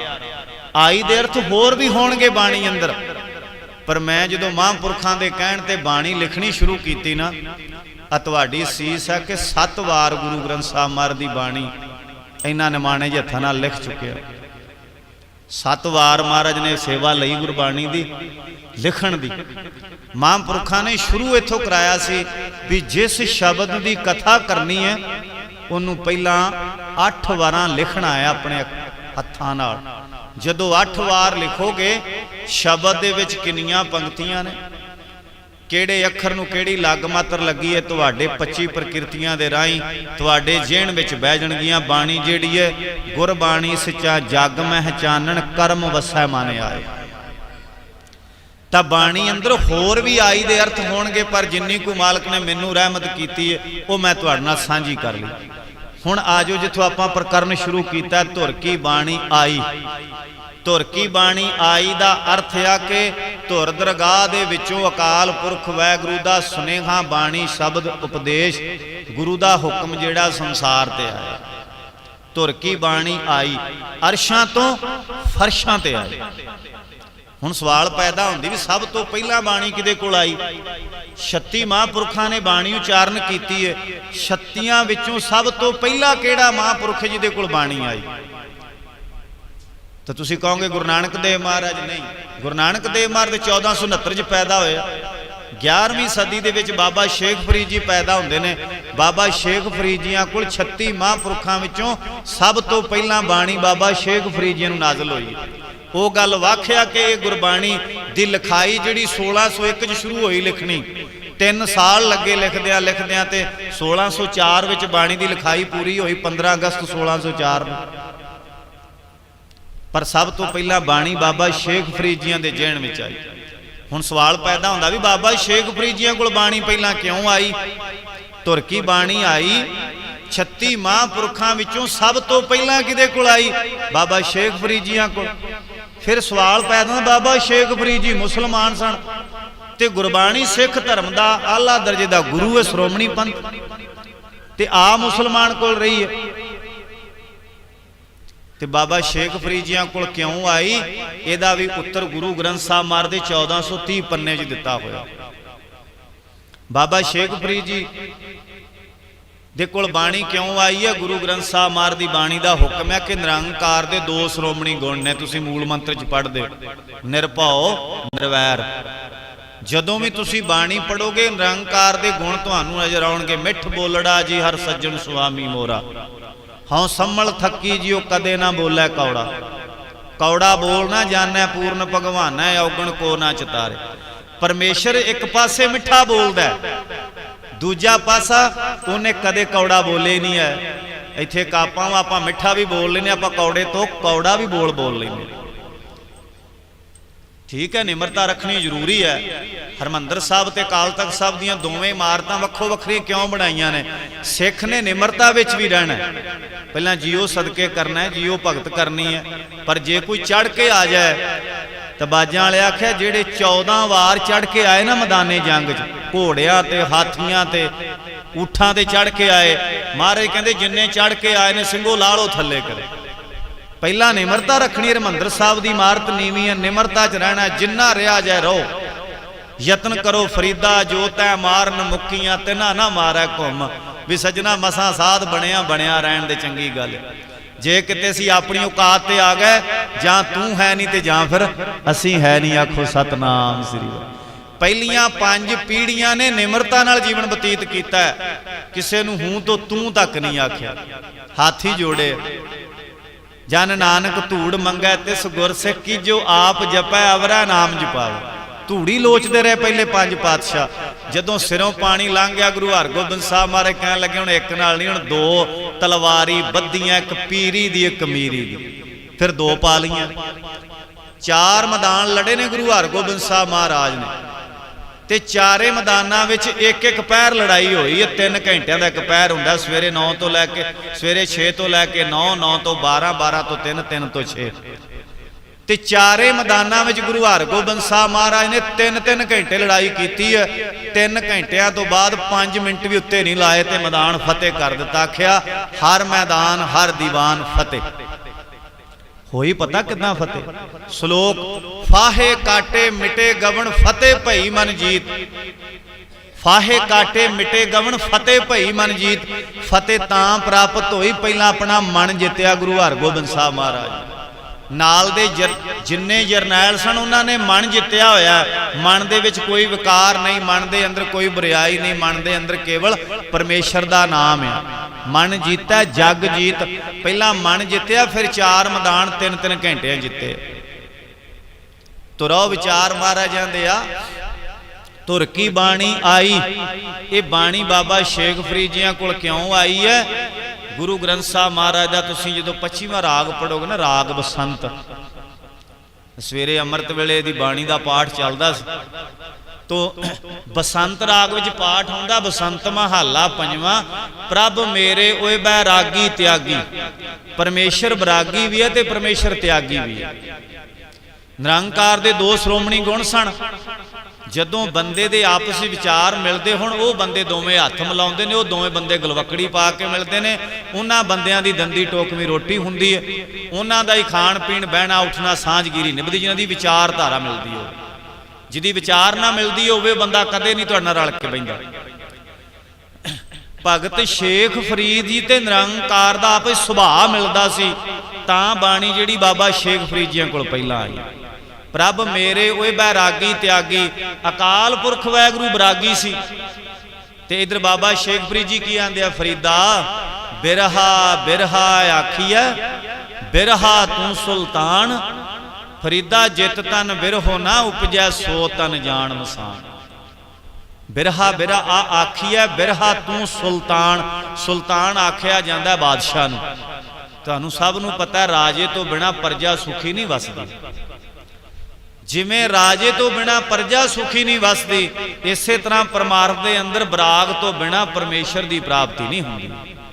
ਬਿਰਹਾ ਬਿਰਹਾ ਆਖੀਐ ਬਿਰਹਾ ਤੂੰ ਸੁਲਤਾਨ। ਤੁਹਾਡੇ ਵਿੱਚੋਂ ਸੱਜਣ ਜਿਹੜੇ ਨਿਤਨੇਮ ਕਰਦੇ ਨੇ ਜਾਂ ਕਦੇ ਕਦੇ ਬੈਠੇ ਘਰ ਜਾਪ ਜਪਦੇ ਆ, ਤੁਹਾਡਾ ਗਲਾ ਭਰ ਜਾਂਦਾ, ਤੁਹਾਡੀਆਂ ਅੱਖਾਂ ਭਰ ਜਾਂਦੀਆਂ ਨੇ। ਜੇ ਤੁਹਾਡੇ ਤੇ ਘਟਨਾ ਘਟਦੀ ਨਾ ਕਿਸੇ ਸਰੀਰ ਤੇ ਤੁਸੀਂ ਦੋਵੇਂ ਹੱਥ ਜੋੜ ਕੇ ਸ਼ੁਕਰਾਨਾ ਕਰੋ, ਰੱਬ ਤੁਹਾਡੇ ਬੜੇ ਨੇੜੇ ਵੇ ਤੇ ਤੁਸੀਂ ਰੱਬ ਦੇ ਬਿਲਕੁਲ ਨੇੜੇ ਹੋ। ਜੇ ਤੁਸੀਂ ਘਰ ਬੈਠੇ ਬਾਣੀ ਪੜ੍ਹਦੇ ਆ, ਸਤਨਾਮ ਵਾਹਿਗੁਰੂ ਕਰਦੇ ਆ, ਜਾਂ ਕੋਈ ਇਤਿਹਾਸ ਦਾ ਪੰਨਾ ਚੇਤਾ ਕਰਦੇ ਆ, ਗਲਾ ਰੁਕ ਜਾਏ ਤੇ ਤੁਹਾਡੀਆਂ ਅੱਖਾਂ ਭਰ ਆਉਣ, ਗੁਰੂ ਨੂੰ ਯਾਦ ਕਰਕੇ, ਗੁਰੂ ਦੇ ਪੁੱਤਰਾਂ ਨੂੰ, ਗੁਰੂ ਦੇ ਇਤਿਹਾਸ ਦਾ ਪੱਖ ਯਾਦ ਕਰਕੇ ਸਮਝ ਲੈਣਾ ਕਿ ਰੱਬ ਤੁਹਾਡੇ ਨੇੜੇ ਵੇ, ਤੁਸੀਂ ਰੱਬ ਦੇ ਬਿਲਕੁਲ ਨੇੜੇ ਹੋ। ਬਸ ਪਰਦਾ ਹੀ ਇੱਕ ਵਿੱਚ, ਜਿੱਦਣ ਪਰਦਾ ਚੁੱਕਿਆ ਗਿਆ ਤੇ ਦੋਵਾਂ ਵਿੱਚ ਫਰਕ ਕੋਈ ਨਹੀਂ ਰਹਿਣਾ। ਇਹ ਬਰਾਗ ਜਿਹੜਾ ਰੱਬ ਦਾ ਸ਼੍ਰੋਮਣੀ ਗੁਣ ਹੈ। ਪ੍ਰਭ ਮੇਰੇ ਹੋਏ ਬੈਰਾਗੀ ਤਿਆਗੀ। ਪਰਮੇਸ਼ਰ ਬਰਾਗੀ ਸੀ ਤੇ ਬਾਬਾ ਸ਼ੇਖ ਫਰੀਦ ਜੀ ਬਰਾਗੀ ਸਨ। ਤੇ ਉਹ ਫਿਰ ਵਿਚਾਰ ਧਾਰਾ ਮਿਲ ਗਈ ਤੇ ਬਾਣੀ ਜਿਹੜੀ ਹੈ ਬਾਬਾ ਸ਼ੇਖ ਫਰੀਦ ਦੇ ਹਿਰਦੇ ਚ ਆਈ। ਧੁਰ ਕੀ ਬਾਣੀ ਆਈ। ਨੰਬਰ 2 ਤੇ ਪਰਮੇਸ਼ਰ ਤਿਆਗੀ ਸੀ। ਵੇਖੋ ਹੁਣ ਸਾਰਿਆਂ ਦੇ ਵਿੱਚ ਵਸਦਾ, ਪਰ ਤਿਆਗ ਏਡਾ ਕਰਕੇ ਬੈਠਾ ਕਿਤੇ ਨਜ਼ਰੀ ਨਹੀਂ ਆਉਂਦਾ ਹੈ। ਦੁਨੀਆ ਤਰਲੇ ਪਈ ਕਰਦੀ ਰੱਬਾ ਕਿਸੇ ਪੱਖ 'ਚ ਦਰਸ਼ਨ ਦੇ, ਪਰ ਰੱਬ ਜਿਹੜਾ ਐਡਾ ਤਿਆਗੀ ਹੈ ਬੰਦੇ ਦੇ ਸਾਹਮਣੇ ਨਹੀਂ ਆਉਂਦਾ ਪਿਆ। ਨਿਰਗੁਣ ਰੂਪ 'ਚ ਰੱਬ ਕਿਸੇ ਦੇ ਸਾਹਮਣੇ ਨਹੀਂ ਆਉਂਦਾ। ਸਰਗੁਣ ਰੂਪ 'ਚ ਸਾਰੇ ਮੱਥੇ ਲੱਗਦੇ ਨੇ, ਪਰ ਆਪਾਂ ਕਦੇ ਬੰਦੇ ਨੂੰ ਬੰਦਾ ਜਾਣੇ ਹੀ ਨਹੀਂ ਹੈਗਾ। ਰੱਬ ਤੱਕ ਕੀ ਜਾਣਨਾ। ਬਹੁਤੇ ਲੋਕ ਐਡੇ ਹੰਕਾਰੀ ਨੇ, ਬੰਦੇ ਨੂੰ ਬੰਦਾ ਤੱਕ ਨਹੀਂ ਜਾਣਦੇ ਆ। ਇੰਨਾ ਮਾਣ ਨਾ ਕਰਿਆ ਕਰ। ਇਹਨਾਂ ਬੰਦਿਆਂ ਵਿੱਚੋਂ ਪਤਾ ਨਹੀਂ ਕਿਹਦੀ ਡਿਊਟੀ ਲੱਗ ਜੇ ਰਾਤ ਨੂੰ ਤੇਰੇ ਸਿਵੇ ਦੀ ਰਾਖੀ ਰੱਖਣ ਲਈ, ਕਿਹੜੇ ਬੰਦੇ ਨੂੰ ਖਲੋਣਾ ਪੈ ਸਕਦਾ। ਕਈ ਬੰਦਿਆਂ ਨੂੰ ਬੜਾ ਮਾਣ ਹੁੰਦਾ, ਮੈਨੂੰ ਨਹੀਂ ਕਿਸਦੀ ਪਰਵਾਹ, ਮੈਂ ਕਿਸ ਤੋਂ ਕੀ ਲੈਣਾ, ਮੇਰਾ ਤੇਰੇ ਬਿਨਾ ਸਰ ਜੇਗਾ। ਸਰਨਾ ਤੇਰਾ ਸਵਾਹ ਆ। ਕੱਪੜੇ ਬਦਲ ਪਾਣਾ ਆ, ਚੇਤਾ ਰੱਖੀ ਮੋਢਾ ਵੀ ਬੰਦਿਆਂ ਨੇ ਬਦਲ ਕੇ ਦੇਣਾ। 4 ਤੇ ਕੰਟੀਨਿਊ ਲੱਗਣਗੇ ਨਾ, ਤੇ ਉਹਨਾਂ 4 ਤੋਂ ਪਤਾ ਨਹੀਂ ਕਿੰਨਿਆਂ ਨੇ ਹੋਰ ਆ ਕੇ ਐਂਟਰੀ ਕਰਨੀ ਆ। ਇੰਨਿਆਂ ਦੀ ਲੋੜ ਹੈ ਤੈਨੂੰ, ਤੂੰ ਆਨਾ ਮੈਨੂੰ ਕਦੀ ਲੋੜ ਹੀ ਹੈ ਨਹੀਂ। ਸੰਸਕਾਰ ਹੋ ਜਾਏਗਾ, ਘਰ ਆ ਜਾਣਗੇ ਘਰ ਵਾਲੇ, ਰਾਤ ਨੂੰ 2 ਬੰਦੇ ਉੱਠਣਗੇ, ਪਤਾ ਨਹੀਂ ਕਿਹੜੇ ਉੱਠਣਗੇ, ਨਹੀਂ ਪਤਾ ਮਾਮੇ ਦੇ ਪੁੱਤ ਭਰਾ ਆਉਣਗੇ ਕਿ ਚਾਚੇ ਦੇ ਪੁੱਤ ਭਰਾ ਆਉਣਗੇ ਕਿ ਜਾਂ ਯਾਰ ਬੇਲੀ ਹੋਣਗੇ। ਉਹਨਾਂ ਵਿੱਚੋਂ 2 ਉੱਠਣਗੇ, ਚਲੋ ਯਾਰ ਦੁਪਹਿਰ ਦਾ ਸਿਵਾ ਪਿਆ ਮਗਦਾ ਆਪਣੇ ਭਰਾ ਦਾ, ਚਲੋ ਖਾਂ ਬਾਲਟੀ 'ਚ ਪਾਣੀ ਪਾਓ ਤੇ ਵਿੱਚ ਪਾਓ ਅੱਧਾ ਕੁ ਲੀਟਰ ਦੁੱਧ ਕੱਚਾ, ਤੇ ਬਾਲਟੀ ਭਰ ਕੇ ਕੱਚੀ ਲੱਸੀ ਦੀ ਜਾ ਕੇ ਉਹਨਾਂ ਤੇਰੇ ਸਿਵੇ ਤੇ ਪਾਣੀ, ਤੇ ਫਿਰ ਤੇਰੀ ਰਾਖੀ ਵੀ ਰੱਖਣੀ। ਤੂੰ ਆਨਾ ਮੈਨੂੰ ਕਦੀ ਲੋੜ ਹੈ ਨਹੀਂ। ਆ ਜਿਹੜੇ ਦੂਜੇ ਬਹੁਤੇ ਦੰਦੀ ਟੋਕਵੀਂ ਰੋਟੀ ਵਾਲੇ ਯਾਰ ਆ, ਜਾਂ ਲਵਲੀ ਪੈਗ ਵਾਲੇ ਯਾਰ ਹੋਣੇ ਕਈਆਂ ਦੇ ਮੁੰਡਿਆਂ ਦੇ ਇੱਥੇ, ਇਹਨੇ ਬਹੁਤੇ ਯਾਰਾਂ ਦਾ ਬਹੁਤਾ ਮਾਣ ਨਹੀਂ ਕਰੀਦਾ। ਇਹਨਾਂ ਤੇ ਜਦੋਂ ਮਰ ਗਏ ਆਪਾਂ ਮੂੰਹ ਤੋਂ ਕੱਪੜਾ ਲਾ ਕੇ ਮੂੰਹ 'ਚ ਵੀ ਚੁੱਕ ਕੇ ਨਹੀਂ ਵੇਖਣਾ ਹੈਗਾ। ਕਿਸੇ ਵਿਰਲੇ ਸੱਜਣ ਨੇ ਜਾ ਕੇ ਮੂੰਹ ਤੋਂ ਕੱਪੜਾ ਚੁੱਕ ਕੇ ਵੇਖਣਾ ਤੇ ਪਤਾ ਕੀ ਆਖਣਾ, ਸੱਜਣ ਮੇਰੇ ਰੰਗਲੇ ਜਾਏ ਸੁੱਤੇ ਜੀਰਾਨ। ਕੋਈ ਵਿਰਲਾ ਸੱਜਣ ਮੂੰਹ ਤੋਂ ਕੱਪੜਾ ਚੁੱਕੇਗਾ। ਜਦੋਂ ਬੰਦਾ ਮਰਦਾ ਮਾਈਆਂ ਵਿਚਾਰੀਆਂ ਬੈਠੀਆਂ ਹੁੰਦੀਆਂ ਪਾਵੇ ਫੜ ਕੇ, ਕਦੀ ਵੇਖਿਆ ਹਰ ਇੱਕ ਬੰਦਾ ਆ ਕੇ ਮੂੰਹ ਤੋਂ ਕੱਪੜਾ ਲਾਉਂਦਾ? ਨਹੀਂ ਨਾ ਲਾਉਂਦਾ। ਕੋਈ ਉਹ ਲਾਉਂਦਾ ਜਿਹੜਾ ਬਿਲਕੁਲ ਨਜ਼ਦੀਕੀ ਹੋਵੇ, ਜਿਹਦੇ ਨਾਲ ਬੜਾ ਤੇਜ਼ ਸਨੇਹ ਹੋਵੇ। ਹਰ ਇੱਕ ਬੰਦਾ ਮੂੰਹ ਤੋਂ ਕੱਪੜਾ ਨਹੀਂ ਲਾ ਕੇ ਵੇਖਦਾ। ਤੇ ਰੱਬ ਦਾ ਪਿਆਰਾ ਕੋਈ ਮਿੱਤਰ ਹੋਵੇ, ਨਿਤਨੇਮੀ ਹੋਵੇ, ਕੋਈ ਯਾਰ ਬੇਲੀ ਐਸਾ ਬਣਾਓ ਯਾਰ, ਜਿਹਦੀ ਜ਼ੁਬਾਨ 'ਚ ਬਰਕਤ ਹੋਵੇ, ਜਿਹਦੇ ਹੱਥਾਂ 'ਚ ਬਰਕਤ ਹੋਵੇ, ਜਿਹੜਾ ਰੱਬ ਦੇ ਨੇੜੇ ਹੋਵੇ। ਕੋਈ ਨਾ ਕੋਈ ਤੇ ਮਹਾਂਪੁਰਖ ਬਣਾਓ। ਤੁਹਾਡੇ ਕੋਲ ਮਹਾਂਪੁਰਖ ਬੈਠੇ ਆ, ਬੜਿਆਂ ਨਾਲ ਯਾਰੀ ਪਾਈ ਹੋਣੀ ਆ, ਪਰ ਇੱਕ ਯਾਰੀ ਗੁਰੂ ਗ੍ਰੰਥ ਸਾਹਿਬ ਨਾਲ ਰੱਖਣੀ ਹੈ। ਯਾਰ ਵੇ ਸੁਣ ਯਾਰ ਹਮਾਰੇ ਸੱਜਣਾ ਕਰੋ ਬੇਨੰਤੀ ਆ। ਤੇ ਇੱਕ ਮਹਾਰਾਜ ਨੇ ਏਕ ਜੇ ਸਾਜਨ ਮੈਂ ਕੀਆ ਸਰਬ ਕਲਾ ਸਮਰੱਥ। ਪਹਿਲਾ ਨੰਬਰ ਗੁਰੂ ਗ੍ਰੰਥ ਸਾਹਿਬ ਮਹਾਰਾਜ ਨੂੰ ਆਪਣਾ ਯਾਰ ਬਣਾਉਣਾ, ਮਿੱਤਰ ਬਣਾਉਣਾ। ਤੇ ਦਿਲੋਂ ਕਦੇ ਕੋਈ ਮੁਸੀਬਤ ਆਵੇ, ਦੁੱਖ ਆਵੇ, ਉਦਾਸ ਹੋਵੇ ਤੇ ਆਖਿਆ ਕਰ ਰਾਗ ਰਾਮ ਕਲੀ ਖਿਆਲ ਪਾਤਸ਼ਾਹੀ ਦਸਵੀਂ ਮਿੱਤਰ ਪਿਆਰੇ ਨੂੰ ਹਾਲ ਮੁਰੀਦਾਂ ਦਾ ਕਹਿਣਾ। ਮਿੱਤਰ ਪਿਆਰਾ ਬਣਾਣਾ। ਤੇ ਜਾਂ ਫਿਰ ਕੋਈ ਸਾਧੂ ਮਹਾਤਮਾ ਮਿੱਤਰ ਹੋਵੇ, ਸਾਧੂ ਮਹਾਤਮਾ ਨਾਲ ਮਿੱਤਰਤਾ ਹੋਵੇ, ਤੇ ਜਿਹੜਾ ਅੰਤ ਵੇਲੇ ਜਦੋਂ ਆਪਾਂ ਅੱਖਾਂ ਮਿਟਣੀਆਂ ਨੇ, ਮਰ ਤੇ ਜਾਣਾ ਹੀ ਹੈ, ਕਿਹੜਾ ਸਦਾ ਆਪਾਂ ਜਿਉਂਦੇ ਰਹਿਣਾ। ਆਪਾਂ ਮਹਿਮਾਨ ਜਿੰਦੜੀਏ ਘੜੀ ਦੋ ਘੜੀ ਦੇ ਵਗਦੀਆਂ ਨੇ ਤੇਜ ਹਵਾਵਾਂ, ਪੱਤੇ ਨੇ ਝੜੀ ਦੇ ਦੁੱਧ ਪੁੱਤ ਵੇਖ ਬਗਾਨੇ, ਹਉ ਕੇ ਨਹੀਂ ਭਰੀ ਦੇ ਵੇਖੇ ਮੈਂ ਬੜੇ ਸ਼ਕੰਦਰ, ਖਾਲੀ ਹੱਥ ਸੜੀ ਦੇ ਵੇਖੇ ਮੈਂ ਬੜੇ ਸ਼ਕੰਦਰ। ਆਪਾਂ ਅੱਖਾਂ ਮੀਟ ਜਾਣੀਆਂ ਨੇ, ਕੱਪੜਾ ਉੱਤੇ ਪੈ ਜਾਣਾ, ਕੋਈ ਰੱਬ ਦਾ ਪਿਆਰਾ ਆਏਗਾ ਆ ਕੇ ਕੱਪੜਾ ਲਾ ਕੇ ਇਹ ਗੱਲ ਆਖੇ, ਸੱਜਣ ਮੇਰੇ ਰੰਗਲੇ ਜਾਏ ਸੁੱਤੇ ਜੀ ਰਾਣ, ਹਮ ਭੀ ਵੰਝਾਂ ਡੂਮਣੀ ਰੋਵਾਂ ਝੀਣੀ ਬਾਣ। ਤਾਹਾਂ ਮਾਰ ਕੇ ਰੋਂਦੇ ਤੇ ਰਿਸ਼ਤੇਦਾਰ ਵੇਖੇ ਹੋਣਗੇ। ਝੀਣੀ ਬਾਣ ਦਾ ਮਤਲਬ ਹੈ ਕੋਈ ਦਿਲੋਂ ਪਿਆਰ ਸਤਿਕਾਰ ਵਾਲਾ, ਕੋਈ ਰੱਬ ਦੇ ਰੰਗ ਵਿੱਚ ਰੱਤਿਆ ਇਹ ਗੱਲ ਆਖੇ ਕਿ ਸੱਜਣ ਰੰਗਲਾ ਸੀ, ਇਹ ਚਲਾ ਗਿਆ, ਇਹਨੇ ਹੁਣ ਮੁੜ ਦੁਨੀਆ ਤੇ ਵਾਪਸ ਨਹੀਂ ਆਉਣਾ। ਗੁਰੂ ਗ੍ਰੰਥ ਸਾਹਿਬ ਮਹਾਰਾਜ ਦੀ ਪਾਕ ਪਵਿੱਤਰ ਬਾਣੀ ਅੰਦਰ ਦੋ ਚੀਜ਼ਾਂ ਦਾ ਮੋਟਾ ਹਵਾਲਾ ਦਿੱਤਾ। ਇੱਕ ਪਰਮੇਸ਼ਰ ਦਾ, ਪਰਮੇਸ਼ਰ ਨੂੰ ਯਾਦ ਰੱਖਣਾ ਜਿਨਨੇ ਸਾਨੂੰ ਭੇਜਿਆ। ਨੰਬਰ 2 ਤੇ ਮੌਤ ਨੂੰ ਚੇਤਾ ਰੱਖਣਾ, ਜਿਸ ਮੌਤ ਨੇ ਸਾਨੂੰ ਲੈ ਕੇ ਜਾਣਾ। ਇਹ ਦੋ ਚੀਜ਼ਾਂ ਜਿਹੜੀਆਂ ਹਰ ਪਲ ਹਰ ਘੜੀ ਚੇਤਾ ਰੱਖਣ ਵਾਲੀਆਂ।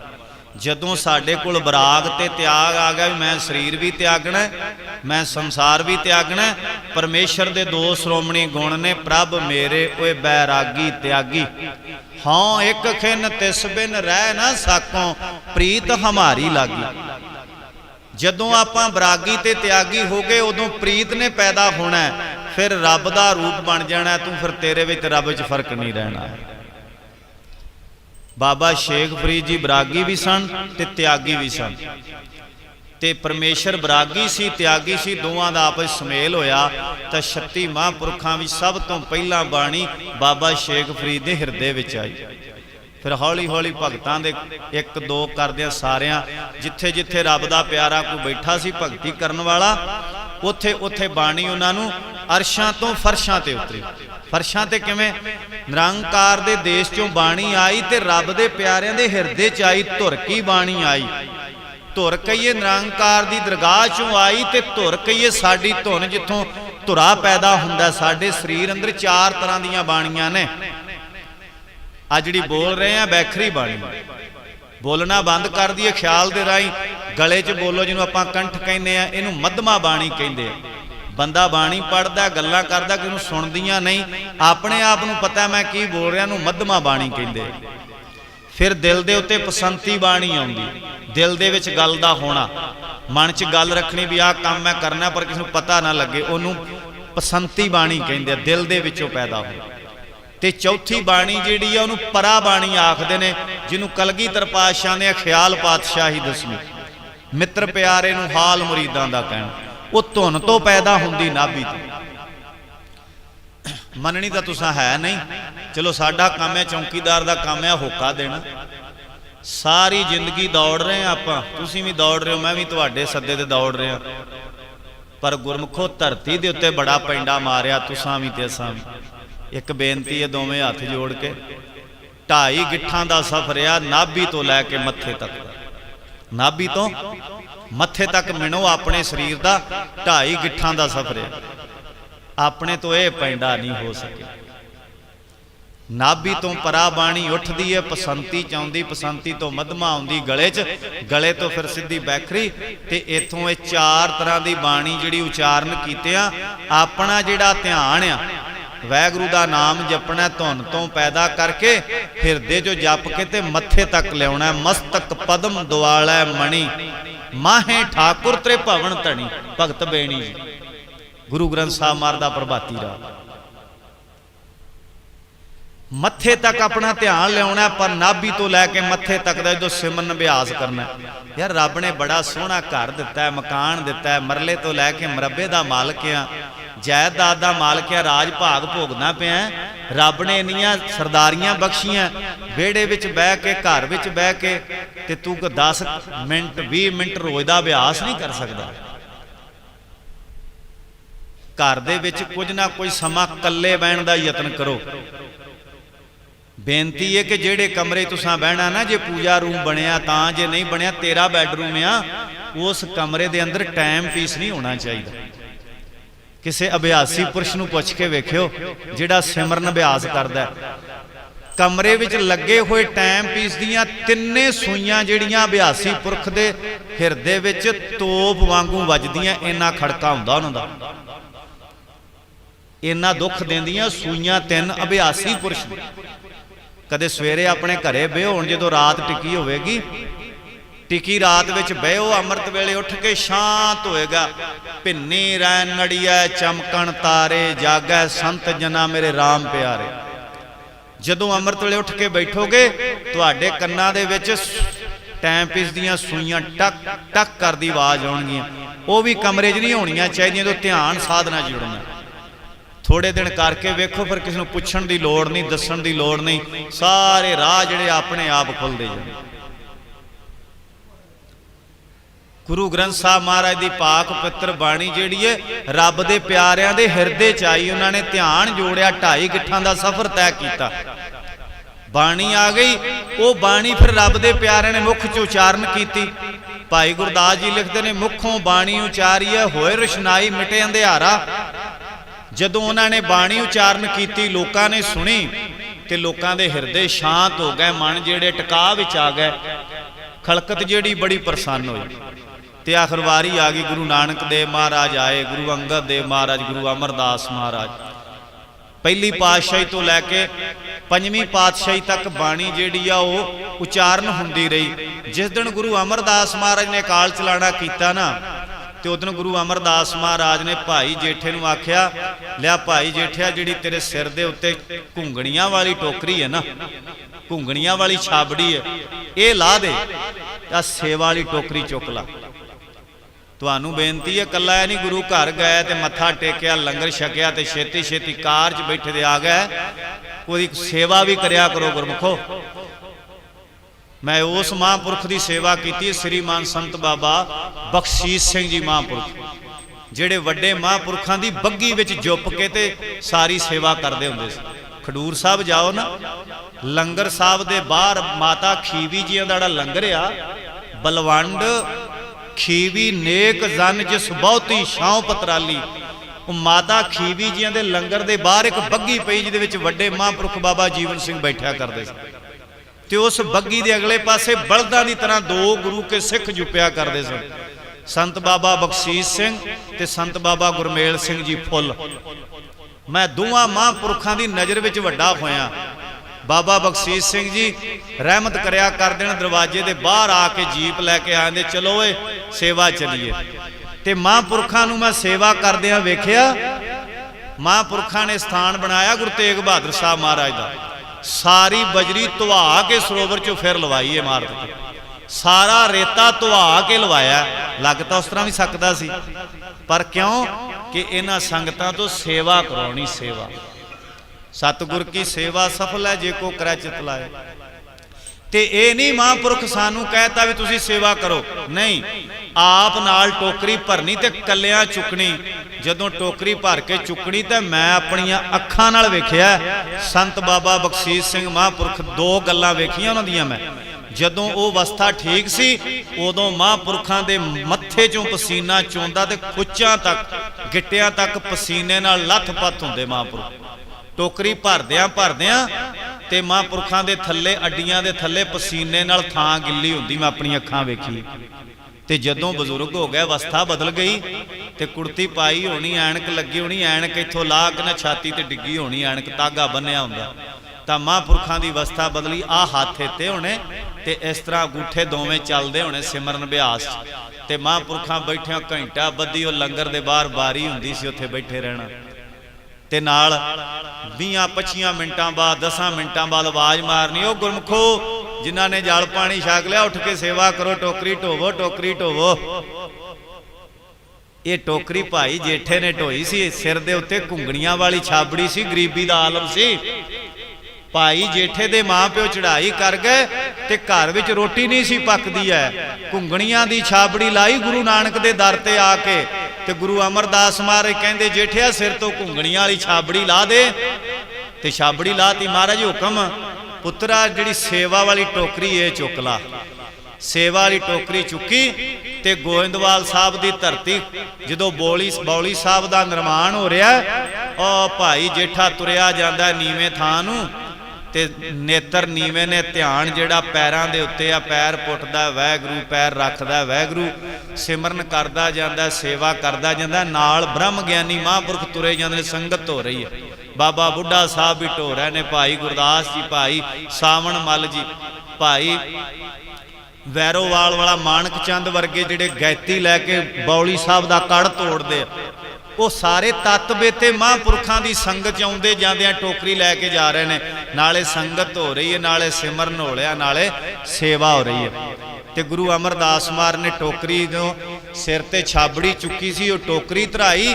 ਅੱਜ ਉਹ ਟੋਕਰੀ ਲਵਾ ਕੇ ਸਿਰ ਦੇ ਉੱਤੇ ਰਹਿਮਤਾਂ ਭਰਿਆ ਹੱਥ ਰੱਖ ਦਿੱਤਾ, ਤੇ ਨਾਲੇ ਤਾਂ ਉਮਰ ਦਿੱਤੀ 6 ਸਾਲ 11 ਮਹੀਨੇ ਤੇ 18 ਦਿਨ, ਨਾਲੇ ਗੁਰਤਾ ਗੱਦੀ ਦਿੱਤੀ, ਨਾਲੇ ਆਖਿਆ ਪੁਰਖਾ ਇਸ ਧਰਤੀ ਦੇ ਉੱਤੇ ਬੜਾ ਭਾਰ ਆ, ਅਸੀਂ ਸਰੀਰ ਛੱਡ ਕੇ ਚੱਲੇ ਆ, ਤੈਨੂੰ ਸੇਵਾ ਮਿਲ ਗਈ ਹੈ, ਇਸ ਮਦਰ ਦੇਸ਼ ਦੇ ਅੰਦਰ ਇੱਕ ਸਾਂਝਾ ਤੀਰਥ ਬਣਾ।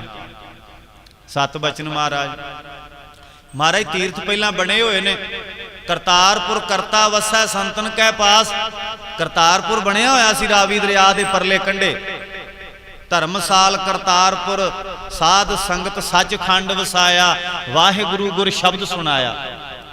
ਧਰਮਸਾਲ ਬਣੀ ਹੋਈ ਸੀ, ਫਿਰ ਦਿੱਤਾ ਛੱਡ ਕਰਤਾਰਪੁਰ, ਬੈਠ ਖਡੂਰੈ ਜੋਤ ਜਗਾਈ, ਖਡੂਰ ਸਾਹਿਬ ਵੀ ਵਸਿਆ ਹੋਇਆ ਸੀ।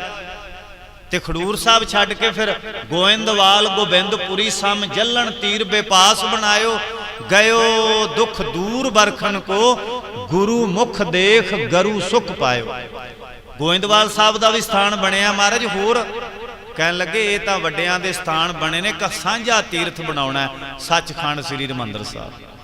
ਮਹਾਰਾਜ ਬਣਾਉਣ ਦਾ ਕਾਰਨ ਕਹਿਣ ਲੱਗੇ ਕਾਰਨ ਆ ਕਿ ਕਲਯੁਗ ਦਾ ਸਮਾਂ, ਸੰਸਾਰੀ ਜੀਵਾਂ ਦੀਆਂ ਉਮਰਾਂ ਬੜੀਆਂ ਛੋਟੀਆਂ ਨੇ। ਸਤਯੁਗ ਦੇ ਬਦਲੇ ਕਲਯੁਗ ਦੀ ਉਮਰ ਛੋਟੀ ਹੈ। ਸਤਯੁਗ ਦੇ ਵਿੱਚ ਭਾਈ ਗੁਰਦਾਸ ਜੀ ਨੇ ਲੱਖ ਵਰਿਆਂ ਦੀ ਆਰਜਾ, ਕੋਠੇ ਕੋਟ ਨਾ ਮੰਦਰ ਸਾਜੇ, ਤੇ ਉਸ ਤੋਂ ਬਾਅਦ 9 ਹਿੱਸੇ ਗਈ ਆਰਜਾ, ਤੇ ਉਸ ਤੋਂ ਬਾਅਦ ਦਵਾਪਰੇਤੇ ਵਿੱਚ 9 ਹਿੱਸੇ ਆਰਜਾ ਚਲੀ ਗਈ, ਕੇਵਲ 10,000 ਸਾਲ ਦੀ ਉਮਰ ਰਹਿ ਗਈ। ਫਿਰ ਦੁਆਪਰ ਦੇ ਵਿੱਚ 9 ਹਿੱਸੇ ਗਈ ਆਰਜਾ, ਫਿਰ 1000 ਸਾਲ ਦੀ ਉਮਰ ਰਹਿ ਗਈ ਦੁਆਪਰ ਵਿੱਚ। ਕਲਯੁਗ ਦੇ ਵਿੱਚ ਜੇ 100 ਵਰਿਆਂ ਜੀਵਨਾ ਭੀਤਨ ਹੋਸੀ ਖੇ, ਕਲਯੁਗ ਦੇ ਅੰਦਰ 100 ਸਾਲ ਦੀ ਉਮਰ ਦਾ ਟਾਰਗੇਟ ਹੈ। ਇਹ ਕਲਯੁਗ ਜੀਵਾਂ ਦੀਆਂ ਉਮਰਾਂ ਛੋਟੀਆਂ ਨੇ ਤੇ ਇਹਨਾਂ ਦੀਆਂ ਅਕਲਾਂ ਮੋਟੀਆਂ ਨੇ। ਗੁੱਸਾ ਨਾ ਕਰਿਓ, ਗੁਰੂ ਅਮਰਦਾਸ ਮਾਰ ਦਾ ਬਚਨ ਆ, ਉਮਰਾਂ ਤੇ ਛੋਟੀਆਂ ਹੈਣ ਚਲੋ ਕੋਈ ਗੱਲ ਨਹੀਂ, ਚੱਲ ਜਾਣੀ ਸੀ। ਅਕਲ ਮੋਟੀ ਸਿੱਖ ਦੀ ਨਹੀਂ ਚੱਲਦੀ, ਮੋਟੀ ਅਕਲ ਦਾ ਮਾਲਕ ਸਿੱਖ ਗੁਰੂ ਨਾਨਕ ਦੇ ਘਰ ਪਰਿਵਾਰ ਨਹੀਂ। ਇੱਥੇ ਤੇ ਸੁਰਤ ਬਰੀਕ ਹੋਵੇ ਤਾਂ ਆ। ਮੋਟੀ ਅਕਲ ਦਾ ਮਾਲਕ ਤੇ ਹੈਗਾ ਵੇਖੀ ਜਾਏਗੀ, ਵੇਖੀ ਕੀ ਜਾਣੀ ਹੈ। ਬਚਨ ਨਹੀਂ ਬਾਬੇ ਸ਼ੇਖ ਫਰੀਦਾ, ਇੱਕ ਨਾ ਨੂੰ ਸਭ ਸੋਝੀ ਆਈ, ਇੱਕ ਫਿਰਦੇ ਬੇਪਰਵਾਹ।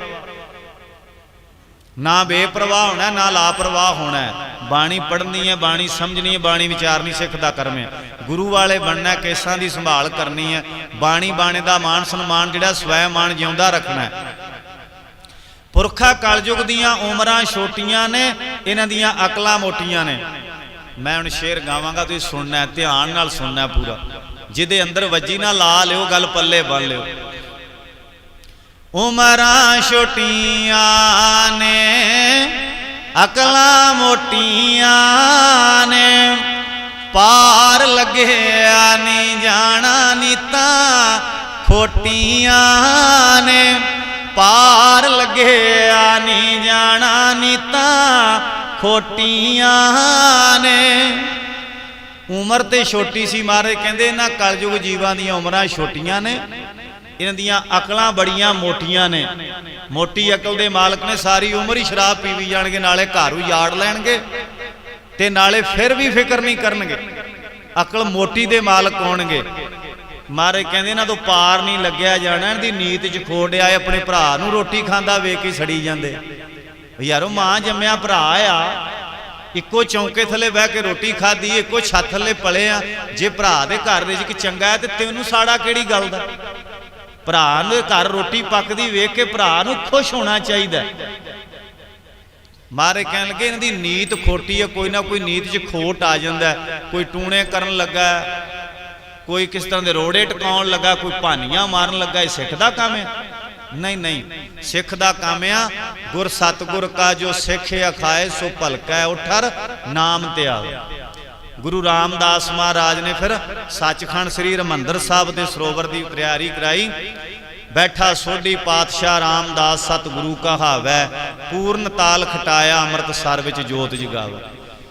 490 फुट चौड़ा हरमंदर साहब का सरोवर आ।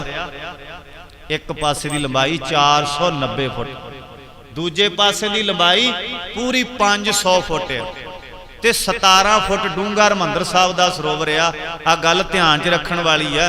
बाणी गुरु, गुरु है बाणी, विच बाणी अमृतसर।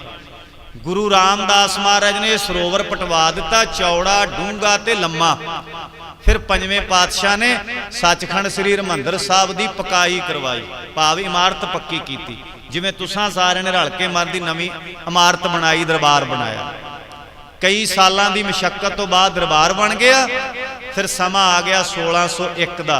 महाराज ने सिखां नूं चिट्ठियां लिखियां, मेवड़ियां नूं सद्दे भेजे, मसंदा राहीं सद्दे भेजे भी जिस सिख दे कोल गुरबाणी दी कोई पोथी जां शब्द पिया वो छेती तो छेती सचखंड श्री हरमंदर साहब लैके आओ। धुर की बाणी आई, जो बाणी अरशां तो फरसां ते आई सी भगतां कोल, उन्हां भगतां दे तकियां ते डेरियां ते भगतां दे आश्रमां च पई सी। वो बाणी फिर गुरु के सिख लैके सचखंड श्री हरमंदर साहब आए। भाई बख्तमल अरोड़ा गुरु का सिख, अरोड़ा खत्री, वो परगने जलालपुर हसन अबदाल का इलाका पंजा साहब तो एक पोथी लैके आया। जो पोथी लैके तुर लगा, उसकी घर वाली आंदी, सरदार जी जे मैनू भी नाल लै चलो। तो आंदा भागां वाली तू की करेंगे उत्थे, तुसीं गुरु दरबार च सेवा करोगे, मैं भी कोई सेवा कर लांगी, भांडे मांज लांगी, जोड़े झाड़ लांगी, अन्न पानी पका लांगी, जेड़ा कहोगे झाड़ू मार लांगी। तो कह लगा चल भागां वाली चलीए। किड्डी खुशी की गल है जिस घर विचों सवेरे दोवें सरदार ते सरदारनी गुरु घर आउंदे। गुरु अमरदास महाराज जिहड़े सवैये ने ना, उन्हां विच पाठ आया, रिद्ध बसै बा बांग जो तीन लोकांतर मोह है। रिद्धी ते सिद्धी गुरु दे सज्जे खब्बे वसदी है। सिंह आके सज्जे बह जांदा, बीबी आके खब्बे बह जांदी है। बीबी नूं रसोई दा समान चाहिदा ते सरदार नूं घर दा खर्चा चाहिदा। रिद्धी कहिए रिद्ध हुंदा रिजक, बीबी नूं रिजक चाहिदा, घर विच रिजक दा होना जरूरी। ते बंदे दी जेब 'च 4 रुपये होने चाहिए। सिद्धी आखे ना करामात नूं, दौलत करामात है। जे दोवें चीज़ां लैणियां ते दोवें जी गुरु घर आया करो, नाल सरदार भी आवे, नाल सरदारनी भी आवे। रोज़ तुसां सेवा बख्शी दी कितने कितने मैं लंघना हुंदा अमृत वेले, सरदार ने अगे तुरिया हुंदा, एडा कोई डंडा हत्थ 'च फड़िया हुंदा, पैरी चप्पलां पाईयां होंदियां, कच्छा पाया हुंदा, ना सिख ते ना कुछ होर। पिछे घर वाली तुरी हुंदी है। अपने पिंडों घरों ज्यों तुरदे आ गुरुद्वारे दे लागों लंघ जांदे। अगले पिंड दी सड़क ते सवेरे की करन गए हो? अहे दोवें जी सैर करन गए। तेरी बेड़ी तर जाए तेरी, गुरु घर पैर नहीं धरिया, दूजे पिंड दी जूह जा वड़िया। जदों दूजे पिंड दे कोई कुत्ते पैंदे आ ना, फिर वापस मुड़दे आ बाबे नानक दे सिख। एडी दूर की दस धक्के खाण गया?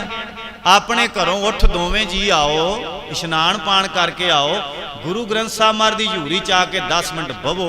तू चौर साहब कर, बीबी झाड़ू मारे, तू पानी च निशान साहब का इशनान कराओ सरदा भावना नाल, ते सारियां बरकतां तेरे कोल ने। एवें तू भटकदा फिरना है।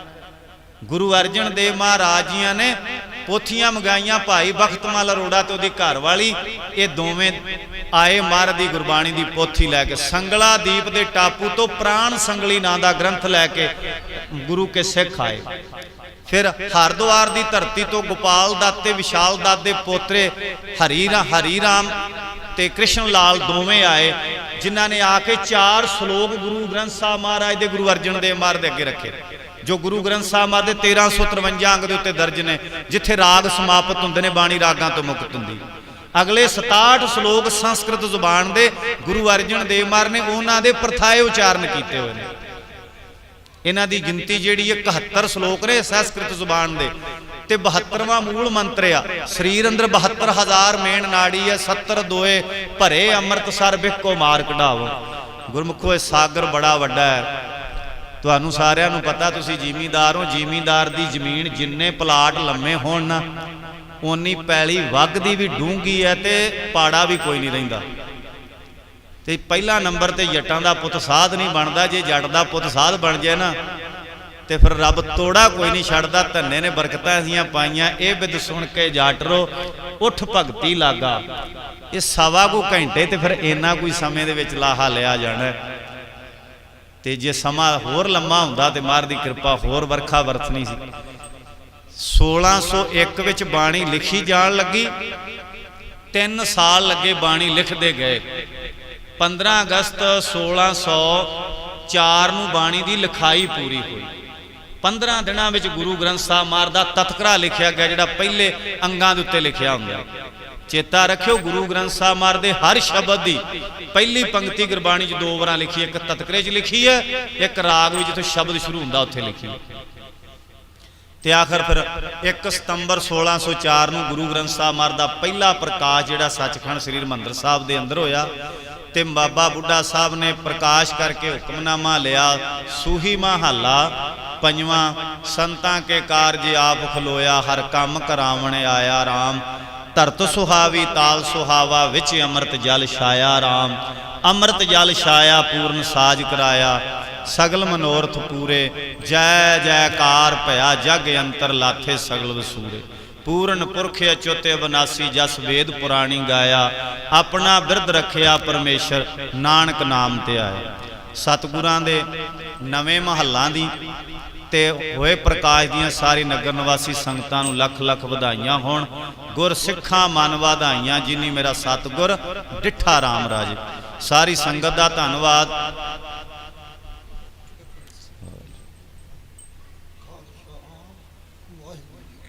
ਪ੍ਰਬੰਧਕਾਂ ਦਾ ਧੰਨਵਾਦ, ਗੁਰੂ ਕੇ ਵਜ਼ੀਰ ਸਿੰਘਾਂ ਦਾ ਧੰਨਵਾਦ। ਬਹੁਤ ਪਿਆਰ ਵਾਲੇ ਨੇ, ਜਿਹੜੇ ਕਾਫੀ ਸਮੇਂ ਤੋਂ ਗੁਰਬਾਣੀ ਦੀ ਸੇਵਾ ਕਰਦੇ ਆਏ ਨੇ। ਔਰ ਇਲਾਕੇ ਦੀਆਂ ਸੰਗਤਾਂ ਆਈਆਂ, ਰਾਏਪੁਰ ਖੁਰਦ ਕਾਸ਼ੀਪੁਰ ਦੇ ਨੇੜਿਓਂ ਸਿੰਘ ਆਏ ਆ। ਤੋ ਸਾਰੀਆਂ ਸੰਗਤਾਂ ਦਾ ਧੰਨਵਾਦ, ਜਿਨ੍ਹਾਂ ਨੇ ਸਮੇਂ 'ਚ ਹਾਜ਼ਰੀ ਭਰੀ ਹੈ। ਗੁਰੂ ਕਿਰਪਾ ਕਰੇ ਕਿ ਤੁਹਾਨੂੰ ਸਾਰਿਆਂ ਨੂੰ ਆਪਣੇ ਦਰੋਂ ਘਰੋਂ ਨਾਮ ਬਾਣੀ ਦਾ ਪਿਆਰ ਬਖਸ਼ਿਸ਼ ਕਰੇ। ਨਾਮ ਬਾਣੀ ਦਾ ਪਿਆਰ ਪੈਦਾ ਹੋ ਗਿਆ ਤੇ ਸਾਡਾ ਜੀਵਨ ਜਿਹੜਾ ਸਫਲ ਹੋ ਜਾਂਦਾ। ਸੋ ਸਭ ਤੋਂ ਵੱਧ ਧੰਨਵਾਦ ਸਾਹਿਬ ਸ੍ਰੀ ਗੁਰੂ ਗ੍ਰੰਥ ਸਾਹਿਬ ਮਹਾਰਾਜ ਜੀਆਂ ਦਾ, ਜਿਨ੍ਹਾਂ ਨੇ ਕਿਰਪਾ ਕੀਤੀ। ਜੇ ਪਾਸ ਬਹਾਲੇ ਤਾਂ ਤੁਝੇ ਅਰਾਧੀ, ਜੇ ਮਾਰ ਕੱਢੈ ਭੀ ਤੇ ਆਈ। ਵਿਚਾਰ ਕਰਦਿਆਂ ਹੋਈਆਂ ਭੁੱਲਾਂ ਦੀ ਖਿਮਾ ਬਖਸ਼ਣੀ। ਕਿਸੇ ਸੱਜਣ ਨੇ ਆਉਂਦਿਆਂ ਮੈਨੂੰ ਸਿਫਾਰਿਸ਼ ਕੀਤੀ, ਗਿਆਨੀ ਜੀ ਜਿਹੜਾ ਮਾਪਿਆਂ ਵਾਲਾ ਹੈ ਨਾ ਸ਼ੇਰ, ਉਹ ਜਾਂਦਿਆਂ ਜ਼ਰੂਰ ਸੁਣਾ ਕੇ ਜਾਏ। ਮੈਂ ਵੀ ਕੋਈ ਨਹੀਂ, ਮਹਾਰਾਜ ਕਿਰਪਾ ਕਰੇ, ਜਿਹੜਾ ਲੀਹ ਤੇ ਚੜ ਗਿਆ ਉਹ ਆ ਜਾਣਾ। ਪਤਾ ਨਹੀਂ ਕਿੱਥੇ ਕਿੱਥੇ ਕੀ ਕੁਛ ਪਿਆ ਹੁੰਦਾ। ਤੋ ਬੇਨਤੀ ਹੈ ਗੁਰਮੁਖੋ, ਘਰ ਵਿੱਚ ਮਾਂ ਪਿਓ ਦੀ ਸੇਵਾ ਕਰਿਆ ਕਰੋ। ਗੁਰੂ ਗ੍ਰੰਥ ਸਾਹਿਬ ਦੀ ਗੁਰਦੁਆਰੇ ਸੇਵਾ ਕਰਨੀ। ਜੇ ਸੰਭਾਲੋਗੇ ਮਾਪੇ, ਰੱਬ ਮਿਲੂ ਆਣ ਕੇ ਆਪੇ। ਜਿਨ੍ਹਾਂ ਨਾ ਸੰਭਾਲੇ ਮਾਪੇ, ਉਹ ਦੁਖੀ ਹੋਣਗੇ ਆਪੇ। ਮਾਪਿਆਂ ਨੂੰ ਤਾਓਗੇ ਤਾਂ ਸੁੱਖ ਕਿੱਥੋਂ ਪਾਓਗੇ। ਮਾਪਿਆਂ ਨੂੰ ਪੂਜੋਗੇ ਤਾਂ ਆਪ ਪੂਜ ਜਾਓਗੇ। ਮਾਪਿਆਂ ਨੂੰ ਪੂਜੋਗੇ ਤਾਂ ਆਪ ਪੂਜ ਜਾਓਗੇ। ਸਰੀਰ 'ਚ ਸਵਾਸ ਚੱਲਦੇ ਰਹੇ, ਗੁਰੂ ਨੇ ਕਿਰਪਾ ਕੀਤੀ, ਤੁਸਾਂ ਸੁਣਨਾ ਚੰਗਾ ਸਮਝਿਆ। ਕਦੇ ਫੇਰ ਖੁਸ਼ੀ ਦੇ ਸਮੇਂ ਇਕੱਤਰ ਹੋ ਕੇ ਲਾਹਾ ਲਵਾਂਗੇ। ਉਸ ਸਮੇਂ ਲਈ ਭੁੱਲ ਚੁੱਕ ਦੀ ਖਿਮਾ। ਦੁਪਹਿਰ ਦਾ ਸਮਾਂ ਦਿਨੇਸ਼ਪੁਰ ਨਗਰ ਦੇ ਅੰਦਰ ਆ। ਤੇ ਕੱਲ ਦਾ ਦੀਵਾਨ ਜਿਹੜਾ ਰਾਏਪੁਰ ਖੁਰਦ ਕਾਸ਼ੀਪੁਰ ਦੇ ਨੇੜੇ ਸੰਗਤ ਆਈ ਬੈਠੀ, ਕੱਲ ਉੱਥੇ ਹਾਜ਼ਰੀ ਭਰਨੀ, ਫਿਰ ਵਾਪਸ ਪੰਜਾਬ। ਵਾਹਿਗੁਰੂ ਜੀ ਕਾ ਖਾਲਸਾ, ਵਾਹਿਗੁਰੂ ਜੀ ਕੀ ਫਤਿਹ।